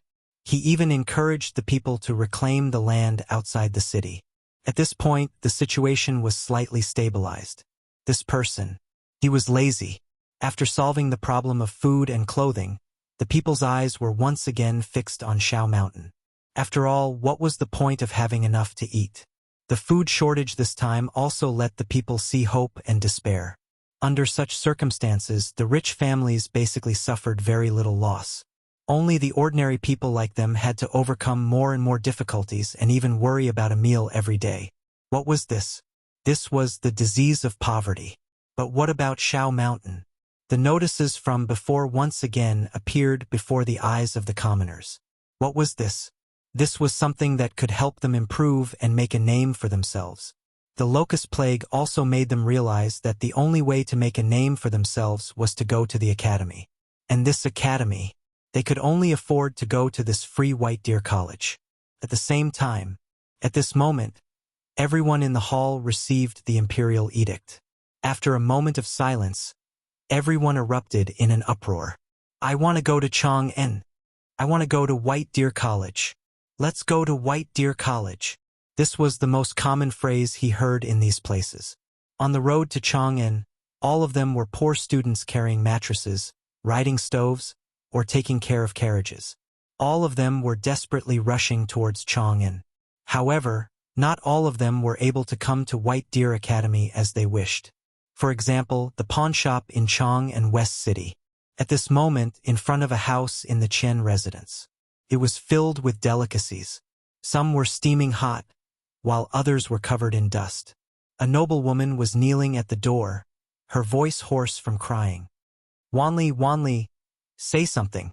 You haven't eaten for 5 days. My son, if you want to go to the academy, your father has already prepared the qualification for you to go to the Imperial College. As long as you say the word, you can go at any time. Son, what's so good about White Deer College? Go and take a look, go and listen. Those are the places where the children of the slaves' families go. Tell me, can we go there? Son, say something. Inside the room that was filled with wooden planks, there was still no sound. On the innermost beam of the room, a box of food was being hurriedly pulled up. On the roof tiles of the room, a youth said worriedly, Brother Wanli, you can't do this. Are you going to White Deer College or not? If you're not going, we'll leave first. I'll go. But how am I going to go out? I can't even get out of the door. When the youth on the roof heard this, he frowned and thought for a moment. Looking at Chen Wanli, who was lying on the bed, he said, Why don't we use a diversion tactic tonight and get you out of here? Get out how? Here. The youth pointed at an empty spot on the roof and smiled mysteriously. Chen Wanli instantly understood. Okay, I'll take a look. If it doesn't work, we'll charge out tonight. How about it? Okay. After the two of them agreed, the cries outside the door gradually weakened. However, the sobbing sounds were still at the door. Clearly, Madame Chen still hadn't left. Chen Wanli couldn't help but feel uneasy. However, for the sake of his ideals, he chose to ignore everyone for 5 days. But now, Mother, I'm fine. You can leave. I don't want to talk. Tell Father that I'm not going to Imperial College. If he wants to go, let him go. I'm not going to White Deer College. I'm not going. Okay. You evil creature. Do you know that Lao Tzu spent almost half of his family's fortune for this qualification? Now you're telling me that you're not going? Okay. Our Chen family has really declined. Not coming out? Fine. Then don't ever come out. All of you, listen up. He's not eating. Why are you still sending food over? To waste food? If he doesn't eat, he'll feed the dogs and the victims outside. Master, he's your son. Outside the door, Chen Tong glared angrily at the door. When Madame Chen heard this, she hugged Chen Tong's leg and cried miserably. Do you really have a heart of stone? You're the only one. Do you really have the heart to let him starve to death at home? You won't even let him go out? Okay. If you don't open the door today, fine. Chen, then buy a straw mat and bury me with it. I don't want to live anymore. You! Chen Tong's vision turned black. He almost fainted. Listening to the mournful cries, he was extremely annoyed. He threw out a key from his embroidered robe and shouted angrily with his hands behind his back. Get out! Go wherever you want. Lao Tzu doesn't care. Chapter 603. Then Qian Wanli went out. Some of the rich young masters in Chang and city started to make their move. They were not as stubborn as the children of those officials. Those stubborn people were truly stubborn. However, they had disappeared overnight. After hearing that the 4 great demon kings had pulled in strong men, these people became well-behaved and did not dare to go out. Now, these rich young masters finally dared to come out. However, they only dared to wander around the streets. How could they inherit those stubborn positions? Forget it. Ever since the 4 demon kings broke the legs of a stubborn young master who wanted to climb up the ranks, no one dared to do it again. This was not something a human would do. That young master was the only son of a 5th-rank official. Even so, no one had heard of him standing up for his family. No one except Ai dared to mention this matter. It was not that they did not want to, but they did not dare to. However, during this period of time, Chang and city had calmed down. But the famine had also come. However, as the famine spread, the eyes of these rich young masters were once again fixed on the academy in Shao Mountain. They knew that even if they went to the Imperial College, they would not have a chance to stand out. This was because in this F***Ketup era, those who could get into high school were basically those who had connections. Them? Were they worthy? However, this Shao Shan Academy was different. It even taught them how to do business. If they learned well, they could even work in important institutions like the Ministry of Works. What was this? This was a free lunch from the sky. If it was someone else who said this, they would definitely slap their mouths. However, this was an imperial edict. An imperial edict. And the person who issued the imperial edict was none other than that street bum in Tonghui Lane, a lazy man called Zhang Feng. However, before this, he had opened some Chang and University in Chang'an. However, that place, now it was a bunch of stubborn people. This could not help but make people think. How could an academy opened by a street bum be taken seriously? This was the reason why everyone was hesitant. However, as Qian Wanli walked out of the residence in a high-profile manner, he raised his arms and shouted, "Lao Tzu wants to go to White Deer College." This time, the rich young masters in Chang and city could not sit still. This was like a signal light. It even caused a series of shocks in Chang and city. At this moment, the Chief Justice of the Supreme Court, this was an official position that was neither salty nor light. Although this position was usually not important, it was one of the few authoritative departments in the Tang dynasty, which was equivalent to the judges of the later generations. It was one of the rare cases with the highest rating, and it was a direct trial. At this time, on a bed in Zhao Yuxing's house, Zhang Gang's face was red as he held a notice. He stared at a middle-aged man and pleaded, "Father, please let me go, although my body is damaged. But I am your son. Can you bear to see your son being crippled by a stubborn person? Now, White Deer College is your son's last hope. I heard that Dr. Sun, Mr. Sun Simiao, is on Shao Mountain, and I don't want to lie here for the rest of my life. I want to go to the academy. Aren't Chen Tiniu and the others at Chang and University? I want to go to White Deer College. I want to take the Jinshe exam. I want to use my strength to kill them and take revenge for me." Zhao Gang's voice was very hoarse. He was far from being as elegant as before. Even his handsome face was full of vicissitudes and fatigue. His face was full of stubble. Although he was less than 20 years old, he looked at least 30 years old. At this moment, his emotions were very calm and cold. His hand stubbornly grabbed Zhao Yuxing's robe. Under the bed, Zhao Gang's 12 concubines were also kneeling on the ground, trembling. Together with Zhao Gang's biological mother, they were begging Zhao Yuxing, "Gang Z, it's not that I don't want to promise you, but if you do this, how can I be at ease? Also, remember this grudge clearly. It's best if you forget it. Otherwise, it won't be just you. You'll implicate the entire Zhao family. Do you understand?" In fact, they all knew the true identity of Chen Tiniu and the others. However, at this moment, Zhao Gang was blinded by hatred. He didn't care about the consequences at all. He only wanted revenge. However, He didn't know what it meant to be able to cause such a huge commotion in one night. Moreover, even the Grand Secretary went to the palace to meet the emperor without success. This meant that the emperor had tacitly agreed to it. Moreover, according to his sources, Chang and University was a trial set up by the emperor for the crown prince. Moreover, the crown prince's junior tutor, Li Gang, was also at Chang and University. What did this mean? This meant that whether it was Chang and University or White Deer College, they were both set up by the emperor himself. His purpose was self-evident. If someone dared to cause trouble at this moment, what would they do? That would be courting death. Therefore, Zhao Yuxing didn't dare to use the entire Zhao family as a stake to avenge his son. Although his son wouldn't be able to continue the family line in the future, Zhao Yuxing had been desperately trying to make babies during this period of time. The family line wouldn't be cut off. However, at this moment, Zhao Gang didn't cry or make a fuss after receiving his father's final answer. He only said indifferently, "Father, I have a request." Zhao Gang ignored the sharp pain in his crotch. He trembled as he got up and knelt beside Zhao Yuxing. "I, Zhao Gang, have decided today to sever all ties with the Zhao family. I want to go to Mount E. I want to avenge myself. Although they're people I can't afford to offend, I'm still young. If I can't take revenge in a year, I'll use 10, 20, or even 30 years to climb to the highest position. I don't believe that I can't kill them." Chapter 604. Zhao Yuxing knew that his son had been spoiled since he was a child.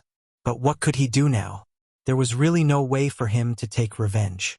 If he were to force himself to take revenge, then he would definitely. At this moment, Zhao Gang gave Zhao Yuxing a terrifying feeling. "Master, are you willing to see your only son degenerate like this? He's your son. Are you really that heartless?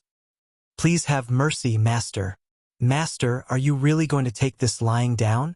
You're the Chancellor of the Supreme Court. Now that your son has been deposed, do you think you can hold your head up in the court? Master, don't think too much. Whether they're the son of a duke or a relative of the emperor, they still have to abide by the law." "Enough! Shut up, all of you." Zhao Yuxing was furious. "Do you think I don't want revenge? I do. I want it more than anyone else. But look at him, what has he done? He's jealous, married more than a dozen concubines before he's even 20, went to Yen Lai restaurant to cause trouble, and openly competed for the title of the Four Great Devils. What is this? This is rebellion, do you know that? The emperor already knows about this. Last time, during the morning court, the emperor deliberately mentioned it. If you act rashly, it means that the Zhao family will be exterminated." "What? The emperor already knows? Then, that is to say, this matter has been tacitly approved? But this shouldn't be." Zhao Gang's eyes couldn't help but be covered with a layer of despair. But in the blink of an eye, his eyes regained their clarity. "Father, I won't be a burden to the family. Father, mother, take care." As he spoke, Zhao Gang got up and trembled as he took out a stack of divorce papers from under his pillow. He looked at the concubines kneeling in front of the bed and said, "I, Zhao Gang, am divorcing you today. I previously had some property in Chang'an, but I've sold it all. It's in my study." As he spoke, Zhang Gang walked away resolutely. Zhao Yuxing's body trembled violently, but when he thought of the emperor's words and the entire Zhao family, he couldn't help but crack his knuckles. "Master, are you so cruel?" Shut up, you bitch. If you didn't spoil him so much, would he be so arrogant and despotic? Would he fight over Chang'an's 4 great demon kings at Swallow Descent restaurant? Do you think anyone can fight for it? It's a method that His Majesty planted among the common people to rectify us. You can't even understand this, and you want me to avenge him? If he wants to go, then let him go. Someone come. Send me a notice. Once I, Zhao Gang, step out of the house, I will be considered as being expelled from the Zhao clan. No one is allowed to have any contact with him. Otherwise, they will also be expelled from the Zhao clan." With that, Zhao Yuxing left. It wasn't just the Zhao family. Even though the Go family had fallen and was struggling to survive in Chang'an City, they were still preparing for something. Their old master, the supervisor of the imperial astronomer, had been beaten to death by the retired emperor when he reported to the retired emperor. The retired emperor didn't care about it and acted as if he didn't know anything.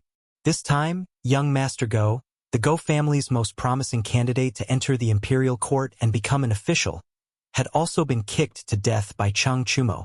After lying low for a while and seeing that the Zhao clan hadn't stepped forward, the Go family met White Deer College again and held a family meeting.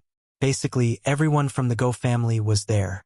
They were doing this for no other reason than because young Master Go had been making noises about going to White Deer Academy after he received a letter from Zhao Gang. This was a big deal. Even though young Master Go would no longer be able to do that in the future, this still allowed him to settle down and study poetry. This was a good thing. Moreover, with his current crippled body, he definitely wouldn't be able to enter the Imperial College and other ordinary academies. That was why today was happening. Everyone, you are all elders of the Go family.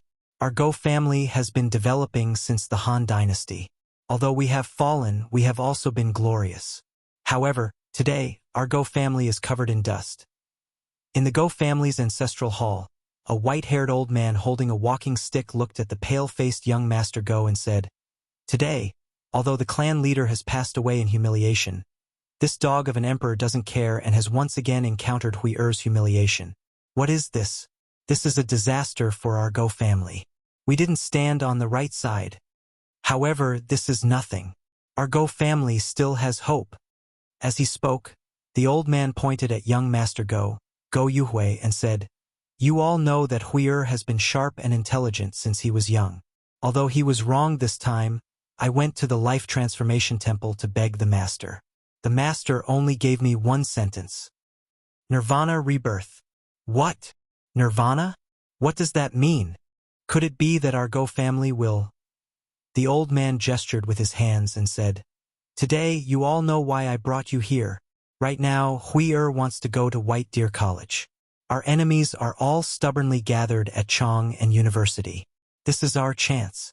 As long as Hui Er can pass the imperial examination within 3 years, everything that has happened to our Go family will be resolved. Even our grievances will be exposed. After all, the dog of an emperor once said that whoever passes the imperial examination will be granted a wish. This is our Go family's chance at survival. Even if we can't take revenge, our Go family won't lose our influence in the imperial court. Do you all agree to Hui Er going to White Deer College in Mount Shao?" Chapter 605. Have you heard? The kids from Tonghui Lane have all gone to White Deer College.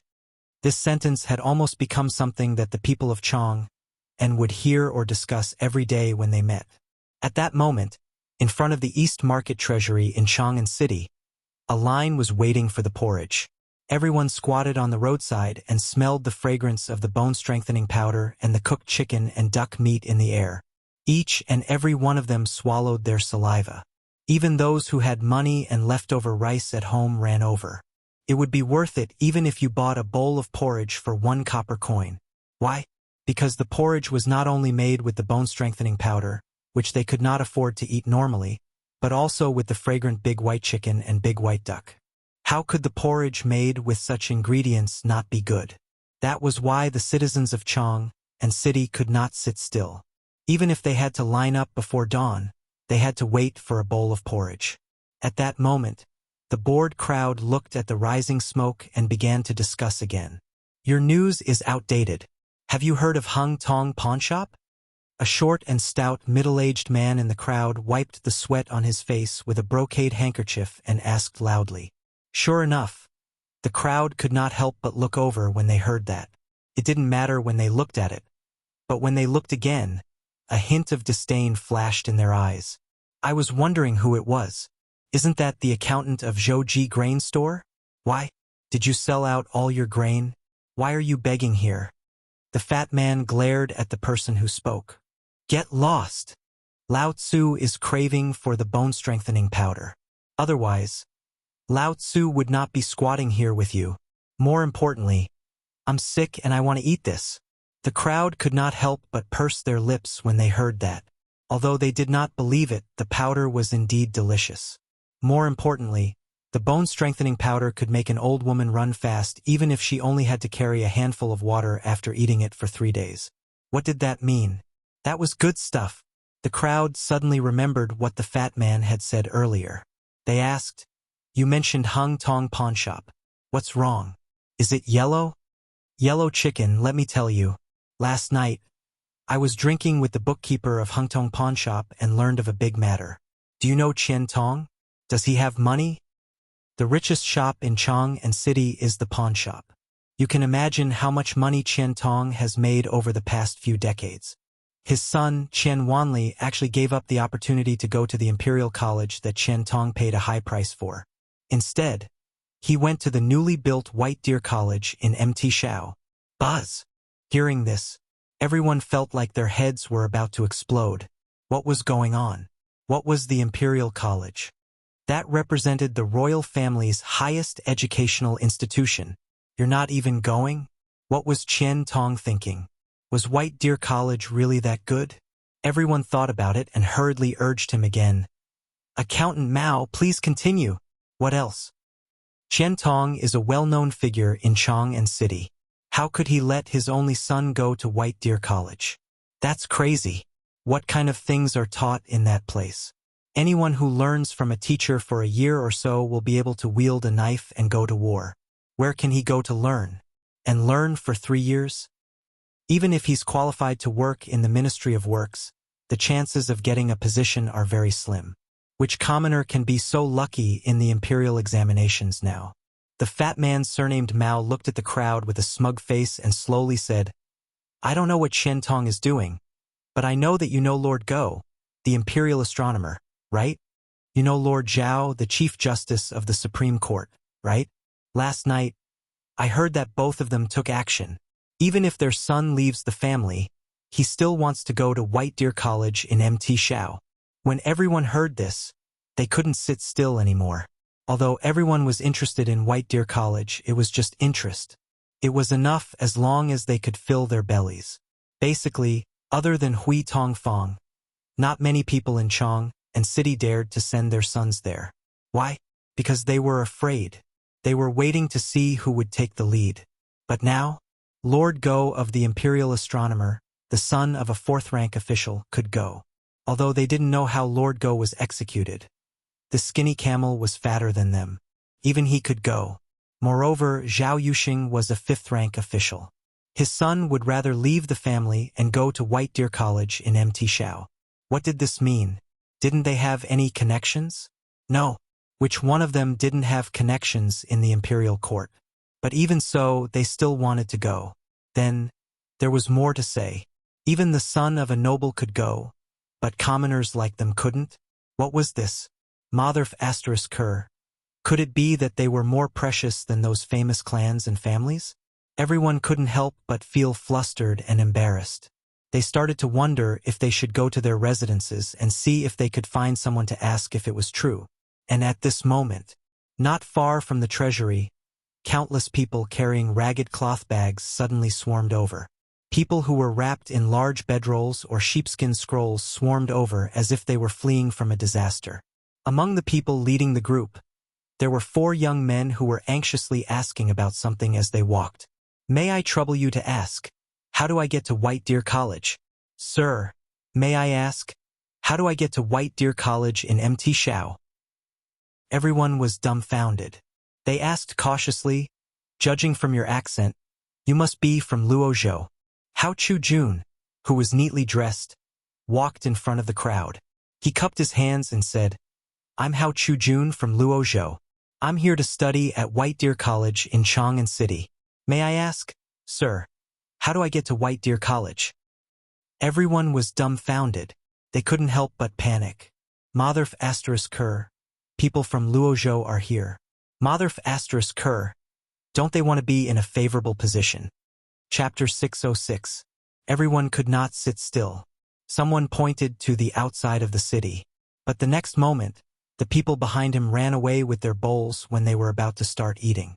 The person who pointed to the outside of the city hurriedly ran back with his bowl and said, "Get out of the city. Turn east, turn right, and go straight." He was nowhere to be seen. There was nothing they could do. He had been waiting because he wanted to see who would take the lead in Chang'an. Now that the young masters of the Qian, Zhao, and Go families had gone there, they were tempted. But now, the people from Luozhou were here. What the hell were they waiting for? Were they waiting for White Deer College to put up a sign saying that they had enough people and were not recruiting? Were they going to ask for help? F***CK. Everyone wished they could give themselves a few tight slaps right now. Damn it, they had been flying eagles all day long. Today, they had been pecked blind by the eagles. Hao Chu-jun and the others were dumbfounded. He grabbed the slow old man and asked, "Sir, what's the meaning of this? Why did they run away?" "Oh, them. They were full and saw that you were hungry, so they made room for you." They were full? Wasn't the vault not open to give out porridge? How could they be full? Hao Chu-jun, Lai Ji, and the others looked at each other suspiciously. Then, they put down their bags and squatted by the roadside to give out porridge. It was not that they could not afford it. It was that where could they buy it along the way? Now, they could not even buy a bite of food with money. They had not touched their travel expenses along the way. They were so hungry that they felt dizzy. When they arrived in Chang'an City, they heard that the porridge in the vault not only contained bone-strengthening powder, but also chicken and duck. One bowl of porridge could last them 3 days. That was why they hurried over. They wanted to buy a bowl of rice. They had eaten bark and grass along the way. Their mouths were full of the smell of bark. If they went up the mountain like this, how could they have the face to read the sage books when they met their teacher? Open the porridge. At this moment, a sound rang out as the door of the treasury slowly opened. Waves of enticing fragrance made the several hundred students from Luozhou temporarily forget about the sage books that they were craving for. They took the bowls and rushed to the treasury. At this moment, Li Yifu hurriedly shouted from behind the crowd, "Hao Chu-jun! Lai Ji! Something happened!" Hao Chu-jun, Lai Ji, come out quickly. "Stop eating porridge. Something big has happened." But there were too many people, and everyone was so hungry that no one cared about Li Yifu's shouts. Li Yifu didn't care anymore. She tossed the bowl in her hand to Gao Zhizhou and managed to get a bowl of porridge from the crowd. After everyone was full, Hao Chu-jun smacked his lips and said, "This legendary bone-strengthening powder really has a different taste. Oh right, Mansion. Why did you call for me just now?" Li Yifu ate the last drop of porridge in the bowl with a spoon, then rubbed his belly and said, "Those bastards, do you really think they're giving us space? They went back and dragged their families to Shao Mountain." Hearing this, in an instant, the several hundred youths who were still commenting on this bowl of porridge abruptly stopped talking. Everyone was stunned. The next moment, someone in the crowd shouted angrily and smashed the bowl in his hand. He shouted angrily, "Bastards! He's really AF * King Bastard. Let's go. Damn it, we can't fall behind when we go to Shao Mountain. Damn it. Let's go." The next moment, under the astonished gaze of Zhongguan, who was distributing porridge in the treasury, the several youths who looked like refugees all smashed the bowls in their hands and scampered away. Only the remains of the bowls were left on the ground. What's going on?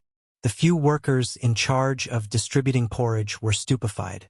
I heard that they were going to Shao Mountain? They looked at each other. The next moment, everyone was shocked. White Deer College.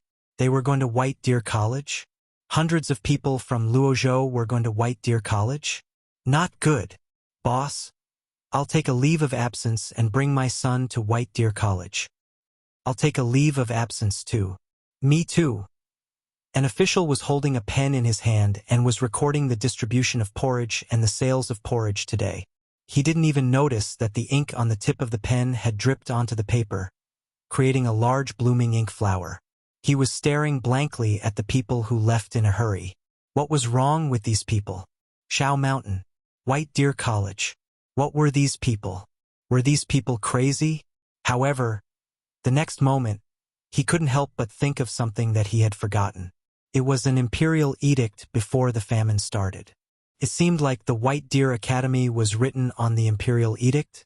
It seemed that these people were talking about White Deer College the most recently. Wasn't no one going? What was going on? Were they having a stroke? Why were so many people going? When he thought of this, he suddenly had a bad premonition. He slapped his thigh and shouted, "Not good! Someone, quickly report this to Elder Fong." However, other than the crows of the roosters and the high-pitched cries of the ducks, his voice could only be heard in this empty treasury. There were only the sounds of bubbles boiling in the pot and popping in the congee. He was stunned for a moment before he came back to his senses. There wasn't a single person around him. He was so angry that he threw away the pen in his hand and said fiercely, "People, are they all dead? No one is going. Lao Tzu is going himself." Chapter 607. Zhang Feng didn't know what happened in Chang'an City. In 3 days, Ma Zhou's house was finally built under Zhang Feng's deliberate arrangement. It was a 2-story little red house. At the bottom of the house, there was something that looked like a lattice. The lattice was not big, only about 10 square feet. The fences of each lattice only reached the height of a person's chest. Inside, there was a water trough, a food trough, and a door. However, there were dozens of such things. It could be seen how big Ma Zhou's house was under Zhang Feng's deliberate arrangement. The second floor was for living. Ma Zhou knew that one was for sleeping. After all, there was a bamboo straw bed in it. The other room was similar to a study, but there was nothing in it except a table and stool made of bamboo and a bookshelf. Oh, there was also an oil lamp. However, there were only 2 rooms with a study. The other 9 rooms only had 1 bed. That was all. Zhang Tufu and his son and daughter-in-law happily became his neighbors. In the other room lived a man who made Ma Zhou's hair stand on end. It was said that he was an old eunuch from the palace. When he was in the palace, he was a big shot. His main job was to clean people's bodies. Ma Zhou always felt a little creepy when such a man lived next door. Of course, the house that the eunuch lived in was much better than Ma Zhou's. After all, his house was the largest and best house except for Zhang Tufu's house. Behind the house, one could see a waterfall in the depths of the Shao Mountain. It was enough to prove that this man's importance was incomparable to Ma Zhou and Zhang Tufu. Ma Zhou didn't understand this arrangement, but it was a great honor to have a house here. After all, except for the teacher Zhang Feng and the others, everyone here was still living in shacks made of twigs and sheepskin. Every time someone passed by, they would comment on this house and show envious eyes. However, Ma Zhou always felt that something was wrong. As for what was wrong, he didn't know for the time being, but he always felt that something was wrong. At this moment, just as Ma Zhou placed his few books on the bookshelf and covered his bed with a layer of dried straw, Zhang Feng walked into Ma Zhou's room with a blanket in his arms under the envious gazes of Zhang Tufu and his family. Seeing this, Ma Zhou hurriedly stood up and bowed. "Student Ma Zhou pays respect to teacher." "Ma Zhou, are you satisfied with this house? Time was tight, so I didn't have time to paint it. Once Li Gan is done with his work, I'll personally ask him to bring someone to paint it for you. Then, I'll add some furniture for you. That's how a house should look like. But now the conditions on the mountain are limited, so you have to bear with it for a while." When Ma Zhou heard this, he instantly teared up. "Thank you, teacher, for your kindness." What virtue and ability does Ma Zhou have to deserve such kindness from teacher? Ma Zhou is really terrified. "Ha ha ha, it's fine, it's fine." Zhang Feng rubbed his hands. "Since you're free, I have something to tell you." Zhang Feng pointed to the floor and said, "Do you know what's under here?" Ma Zhou shook his head in puzzlement. The architecture here was simply inconceivable. How would he know what those circles below were? Although he had a rough idea that this was not a place for humans to live in, he had no idea what it was used for. He hurriedly bowed and said, "I'm willing to listen to teacher's teachings." Zhang Feng was speechless, but what he liked about Ma Zhou was his vigor. It was more convenient to use him like this. When they arrived at Shao Mountain, Zhang Feng had basically prepared everything that he could think of for Ma Zhou. This made Li Chengqian and the others jealous. But Zhang Feng only said one sentence. They could either have the house as a gift, but there was a condition, and that was that they had to rear pigs. When they heard this, each of them ran away faster than the other. They did not even dare to look at Zhang Feng. Zhang Feng gathered his thoughts and looked at Ma Zhou up and down. Then he said, "I heard that you've been in Chang'an for 5 years? Why didn't you participate in the last imperial examination?" Ma Zhou's eyes darkened when he heard this, but he did not dare to not answer. He said, "Teacher, you need to send your name to the imperial examination. Before I met teacher, I sent my name to all the places in Chang, and that I could send my name to, but I heard that you raised horses?" Zhang Feng did not want to listen to his long-winded words and asked directly. Zhang Feng already knew about this. Ma Zhou's face turned pale when he heard this. He said helplessly, "Yes, I did.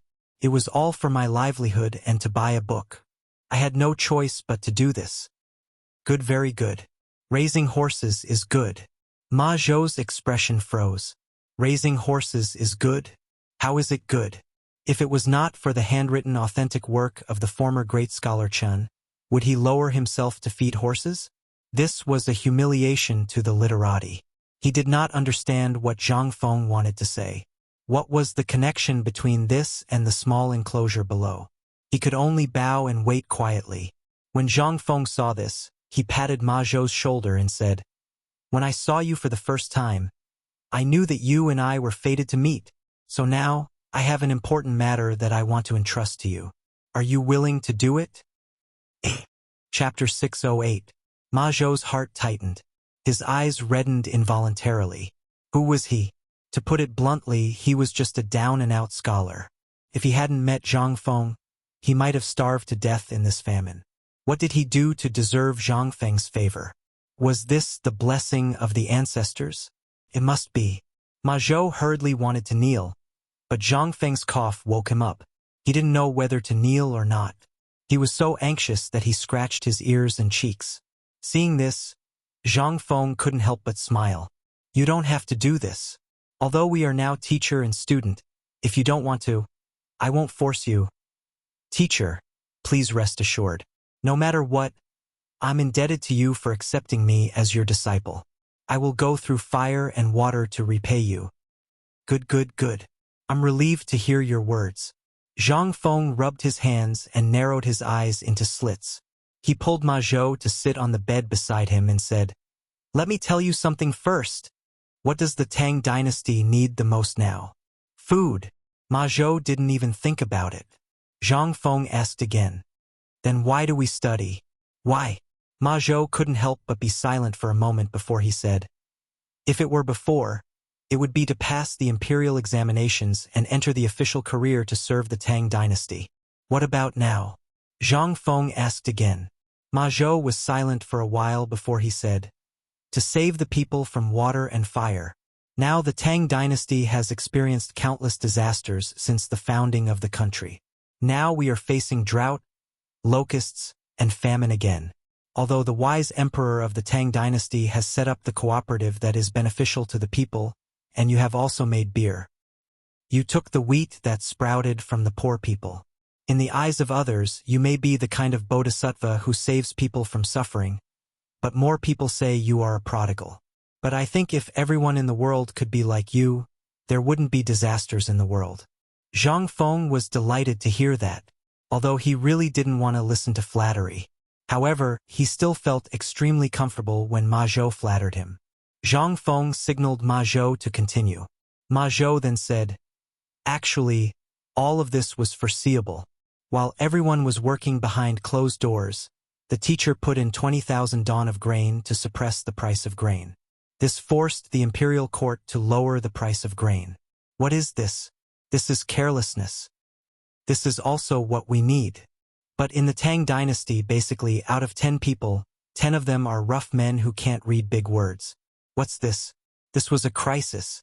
If a country can't even popularize the most basic things, it's extremely dangerous. This is also why I thought about it for 3 days after I saw the imperial edict. Why did the teacher do such an unprecedented thing? Free.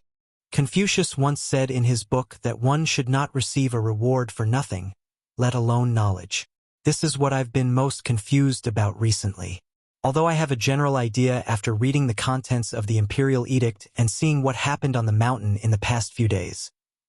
Zhang Feng interrupted Ma Zhou and asked, "You are right. Although my academy doesn't charge money, it is a little. However, I have a condition. Do you understand now?" Ma Zhou nodded. "This is also why I admire you the most. You use labor to replace labor.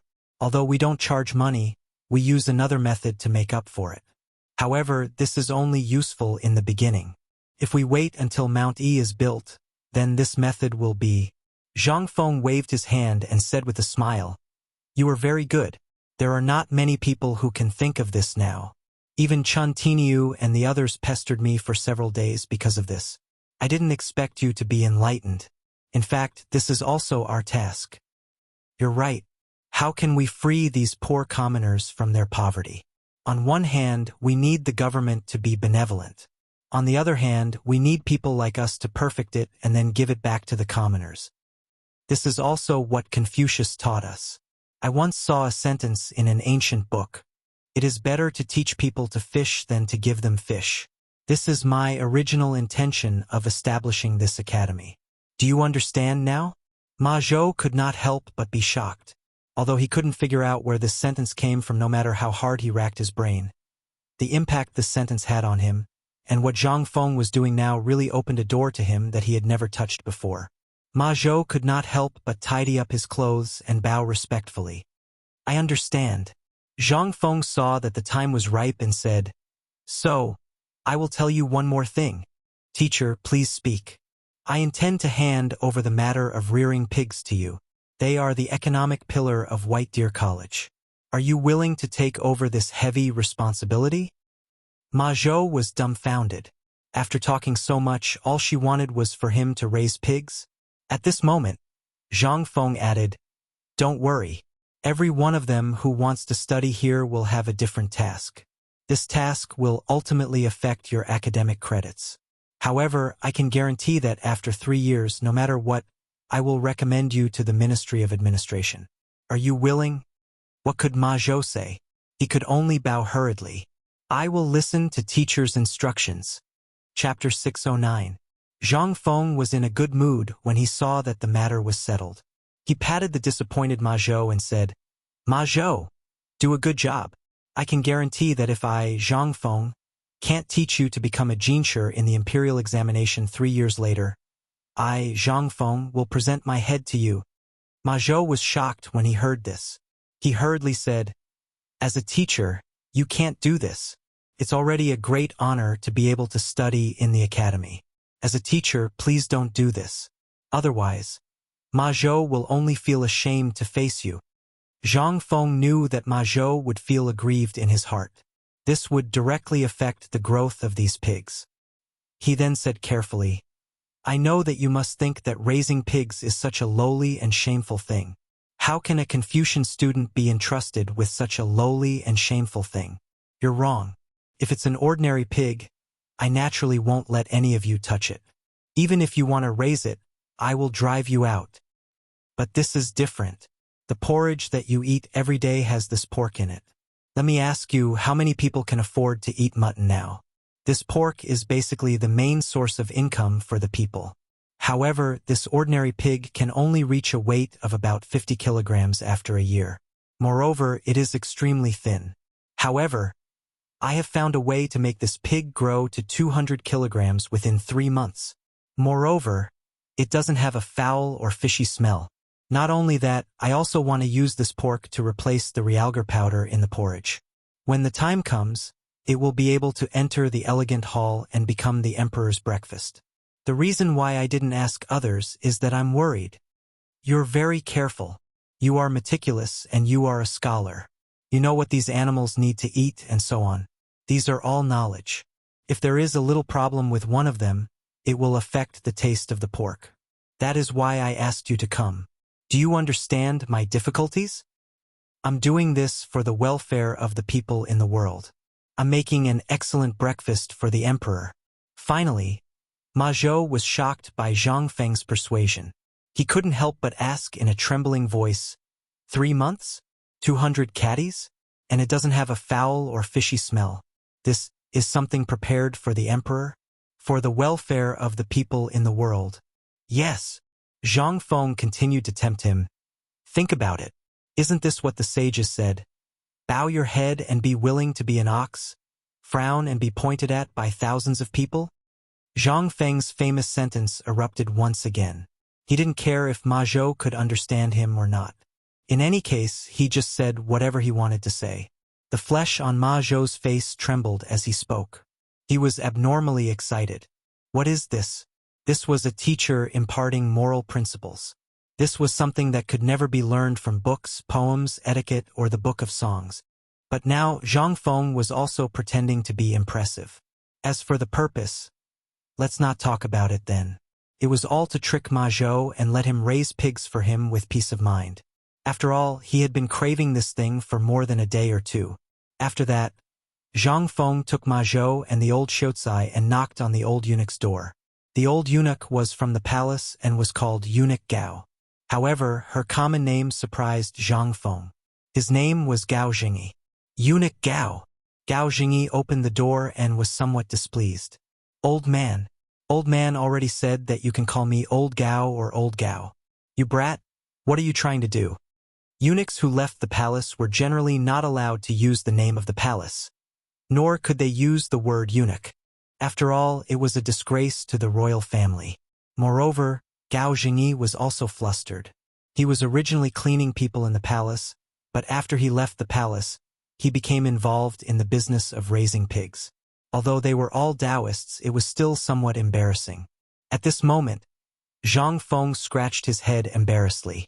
He didn't mind at all. His skin was as thick as the city wall. Well, I found a few helpers for you today.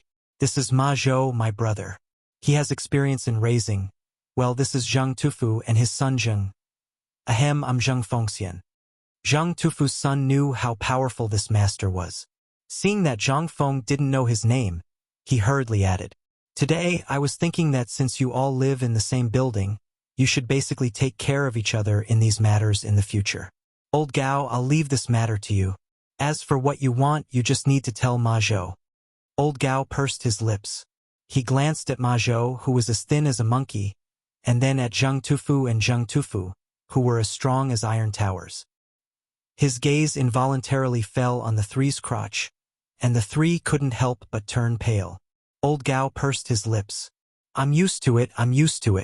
Well, since we're all working for Prince Zhang, let's start the knife test today." When Zhang Feng heard that, he hurriedly winked at Zheng Tufu. "Old Zheng, what are you waiting for? Old Gao is going to accept disciples. What are you waiting for?" Zheng Tufu was stunned for a while. Then he hurriedly slapped the back of Zheng Fengxian's head and roared, "Brat, what are you waiting for? What are you waiting for?" Zheng Fengxian was a little dumbfounded. What was there to learn about blacksmithing? It was not as satisfying as a butcher's knife. Chapter 6:10. After solving the problem of the pig, Zhang Feng encountered another big problem. At present, the situation on the mountain was basically stable. As for the teaching building, Zhang Feng had basically confirmed that it was a 3-story building. There was no other way. This grandson was too sneaky. Now, he even had an old eunuch from the palace who specialized in cleaning people on the mountain. Who could resist him? If this grandson was forced into a corner, he would stab you when you fell asleep. Haha. Therefore, under normal circumstances, when people saw Zhang Feng, they basically felt cold and insecure. There was no other way. Who knew if this grandson would do something bad to you? Although it was not very likely, they did not dare to make any guarantees. At this moment, these guys were squatting on the high platform at the gate of the mountain, looking down the mountain in a daze. Zhang Feng happened to pass by at this moment. He was going to check on the situation of the food storage in the past few days and look for Sun Simiao to study a kind of hay. However, from afar, he saw these guys slacking off and couldn't help but be angry. He shouted a few times, but these guys didn't respond at all. Zhang Feng couldn't help but feel puzzled. He climbed up the sentry post made of 3 intersecting logs. Even when he sat down, these guys didn't notice him. What are you looking at? Zhang Feng couldn't help but be very interested. Following their gazes, Zhang Feng couldn't see a single person at the foot of the mountain. He couldn't help but feel more confused. When Zhang Feng's voice rang out, it instantly gave everyone a fright. Chang Chumo, who was sitting on the edge, almost fell down. F***CK. Feng Zi, you mother****, say something. You'll scare me to death. Do you understand? Zhang Feng spread his hands speechlessly. I've already shouted until my voice is hoarse. But you didn't hear me. Who's to blame? But what are you doing? Wei Shuyu, Li Chengqian, Zhang Sun, Chong, and Cheng Chumo couldn't help but sigh when they heard this. Sigh, you've been circling around that horse all day. Haven't you noticed that there are no more people going up the mountain today? Zhang Feng was stunned. Isn't it good that no one is around? This meant that the famine was under control. Wasn't that a good thing? I say, you guys are cheap. When there are more people, you complain. When there's no one left, you guys... No. What we mean is that there is no news at all. This imperial edict should have been known by all the people of the Tang dynasty. Logically speaking, at least a few people should have come. But how long has it been? It's already July and there's not a single person here. This isn't normal. The few of them spoke. Zhang Feng finally knew what these guys were worried about. He couldn't help but fall silent. Looking at the empty mountain path, he could not help but make up his mind. Isn't it just people? Including the few of you, there are already 60 people on this mountain. What are you afraid of? Let's not talk about 60 people. Even if there is only one person, I've said before that my academy will continue to set up this place. Zhang Feng also found it strange. The imperial edict had been issued for more than half a month. But there was not a single person. No, there was only Ma Zhou. This was not normal. Since Ma Zhou was here, it meant that the people of Chang and City knew about it. What about how Chu Jun and the others recorded in history? Where did they go? Moreover, not to mention Chang and City, it had been almost 20 days. Even if the person who delivered the imperial edict had crawled, he should have reached the place by now, right? Could it be that these people were all on the way? Zhang Feng shook his head. Who cares? If they're not here, then they're not here. Lao Tzu did not care. By the way, the situation on this mountain has basically stabilized. Li Gan, you have a lot of connections. Go to the city and find me dozens of top carpenters. I've already found carpenters. Look at these beams. These are all carpenters. I'm talking about carpenters who do delicate work. At the very least, carpenters who make carved fans and the like. Li Chengqian was stunned. He looked at Zhang Feng and asked, What? You want to make fans? Get lost. Zhang Feng said angrily. It seems that the academy will basically take shape in a month. Moreover, this person has nothing to do. There will always be problems. I'm thinking of ordering a batch of teaching aids. But I'm still worried about this person, so I want you to find a few people who know him well and bring him to the mountain. It's best if they can stay on the mountain. Li Chengqian and the other 3 people were a little confused. What kind of teaching aids do you need such a craftsman? Such craftsmen are rare in Chang'an City. But there are some. But it's not easy to find them. But what exactly are you going to do? Zhang Feng was too lazy to explain. He showed them the triangular board, compass, and other figures on a drawing in his arms. The few of them stared at each other, unable to understand what was going on. In the end, Zhang Feng said lightly, Didn't you think that mathematics is nothing? Didn't you show off that you've learned it? Then let me ask you, what is the length of 30, the width of 20, and the height of 10? This is all knowledge. This is all mathematics. How much do you think you've learned? Come, I'll give you 3 days to calculate this question. If you've calculated it correctly, you can do whatever you want until the academy opens. How about it? Li Chengqian and Du Go looked at each other. Then, Li Chengqian asked solemnly, Feng, is this also mathematics? What else? This is real mathematics. Great knowledge. Li Chengqian took a deep breath. He solemnly folded the drawing and put it in his arms. I'll go find a carpenter now. Chapter 6:11. The reason why Li Chengqian left in a hurry without asking any questions was because he suddenly realized that the teaching tools Zhang Feng was going to make this time were the real skills he wanted to impart to them. Even the multiplication table and division table that he had mentioned before, what were those? Li Chengqian's intuition told him that it was a calculation method about the area. However, he was speechless when he was asked such a simple question. What kind of calculation method was this? In the past, when they calculated this kind of thing, they basically used steps and prints. But now, Li Chengxian's intuition told him that this thing, which he had never seen before, was a good thing. Although he didn't know what Zhang Feng was going to do this time, he still had to prepare these things. After all, although there might not be anyone coming, what if someone came? As soon as he went down the mountain, Li Chengxian hurried to the Ministry of Works. The Ministry of Works was a place where all kinds of strange and obscene skills were gathered. Basically, everyone who could enter the Ministry of Works was the best in the Tang dynasty. The Ministry of Works was undoubtedly the place to find such skilled people. However, before Li Chengxian entered Chang'an City on a fast horse, he was suddenly shocked by what he saw in front of him. At the city gate, countless people were rushing out of the city. Those people looked as if something terrible had happened in the city and wanted to escape. Li Chengxian had never seen such a scene. Even when the Turks were about to enter the Wei River, the people of Chang'an City didn't look like this. What was going on? However, Li Chengxian made way for the public road.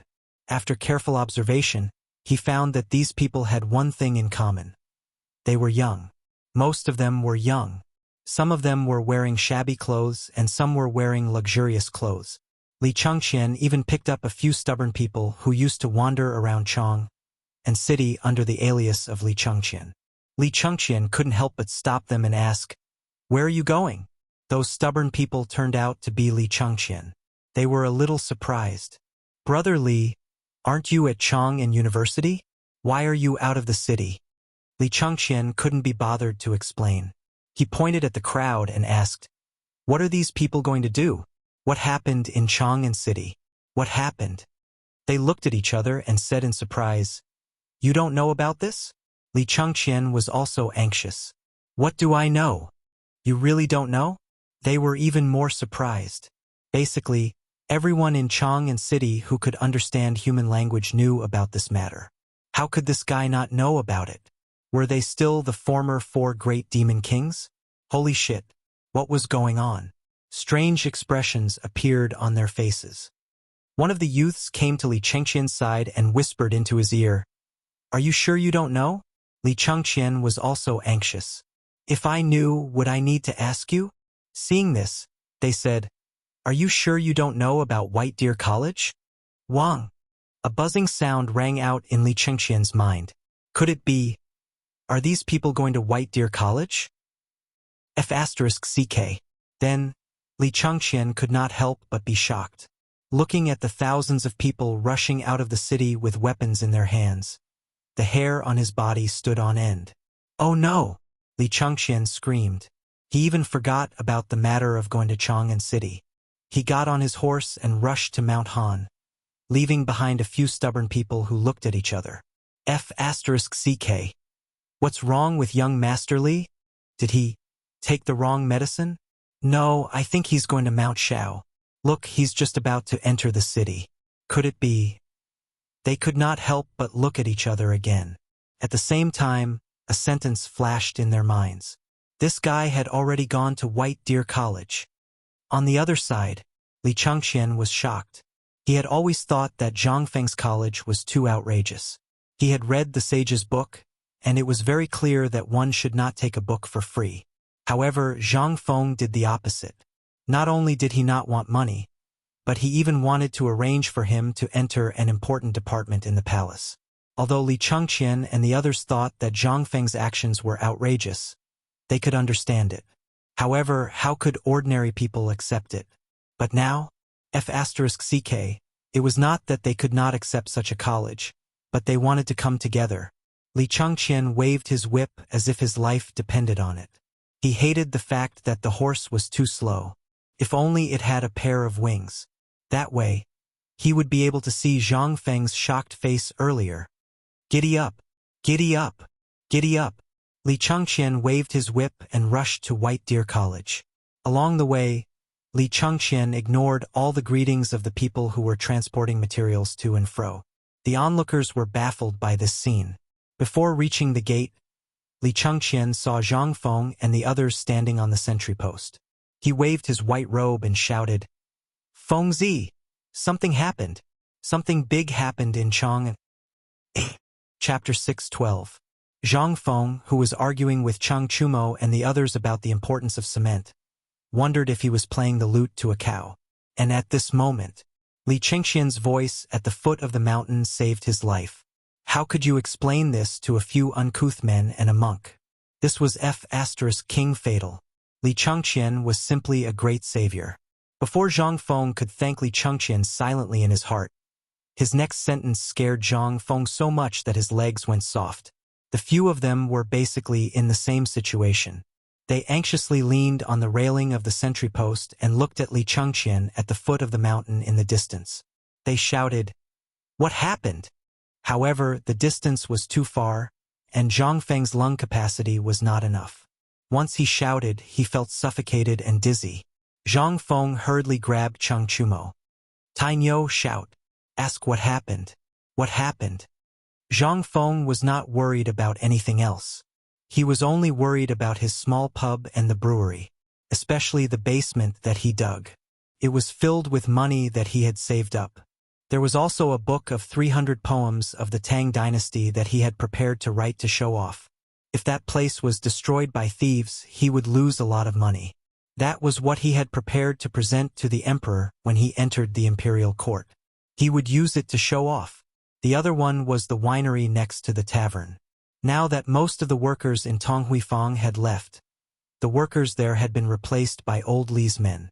Although the sprouted wheat stored in the winery had been dried and stored to be used for brewing wine, it was still edible at a time like this where diseases were everywhere. If someone who was starving went to get it for him, that was basically the same as cutting off his only source of income. Seeing Zhang Feng begging, Chang Chumo finally cleared his throat and shouted, "Young Master Li, Fengzi asked you what happened. Is there something wrong with the tavern?" This voice exploded like muffled thunder, instantly causing Li Chengxian's warhorse to tremble. Only then did Li Chengxian roar, "No, nothing happened to the tavern," amidst the wind and the rustling of the tree trunks. That was all the crowd heard. "It's gone. The tavern is gone. Something happened." When Zhang Feng heard this, he only felt his head sink and was about to fall head first. "It's over. Mother Ker, it's all over. I don't want to live anymore. It's Lao Tzu's money. Lao Tzu's poetry collection." Fortunately, Wei Shuyu and the others were skilled. Seeing that Zhang Feng was about to fall, they hurriedly pulled him back. At this time, everyone at the mountain gate also heard this sentence. Old He and the others could not help but explode. "What? Did you hear that, neighbors? Feng Zi's tavern is gone. Workers of Tonghui Lane, get your weapons and go down the mountain. Let's see who has the guts to touch Feng Zi's tavern. Go, go, go. Feng Zi, don't take it too hard. We'll avenge you right now. Go, go, go, go, avenge Feng Zi. Feng Zi's tavern is in trouble." At this time, as this matter spread around the mountain gate, everyone was also talking about it. Unwittingly, as the rumors spread, the atmosphere changed. Feng Zi is in trouble. Feng Zi is gone. Feng Zi is in trouble. Quick, go to the mountain gate. Someone is fighting their way up the mountain. Feng Zi is in trouble. What? Everyone was dumbfounded. What happened to Feng Zi? However, in the next moment, the people who were working at the construction site were furious. If it were not for Zhang Feng, how would they be able to eat their fill? If it were not for Zhang Feng, they would have starved to death. If it were not for Zhang Feng, how would their son have the chance to enter the school? If it were not for Zhang Feng, how would they be able to find a way to survive in this year of disaster? But damn it, someone dared to cause trouble? Brothers, Feng Zi has given away his entire family fortune for us. Now someone wants to kill Feng Zi. What is this? This is destroying our way of survival. I can't stand it. Let's go kill him. No matter who it is, if he dares to touch Feng Zi, he will be my enemy for life. Let's go. Let's beat him to death. At this moment, at the back of the mountain, which was the pig farm in the call of Shao Mountain, Zhang Tufu and his son, as well as Ma Zhou, were squatting on the ground, watching the old eunuch Old Gao sharpen a strangely shaped knife while explaining the techniques of pig slaughtering. At this moment, the dog suddenly rushed over. Oh no! Oh no! Something happened! Brother Feng Zi is in trouble. The few of them heard that. They were instantly shocked. What's going on? Dog, what happened to Feng Zi? The few of them hurriedly asked. Zhang Tufu picked up the butcher's knife and rushed to the dog. He shouted angrily, "What happened to Feng Zi? Give me a clear explanation." The dog was also scared out of his wits. He hurriedly said in a trembling voice, "I just heard at the construction site that something happened to Feng Zi at the entrance of the mountain. I heard that he was—" "What?" Zhang Tufu was shocked when he heard that. Damn it, who dares to touch Feng Zi? Lao Tzu will not let him off." While shouting, Zhang Tufu hurriedly rushed out of the mountain gate with the butcher's knife. Old Gao, Ma Zhou, and Zhang Tufu's son looked at each other and hurriedly followed.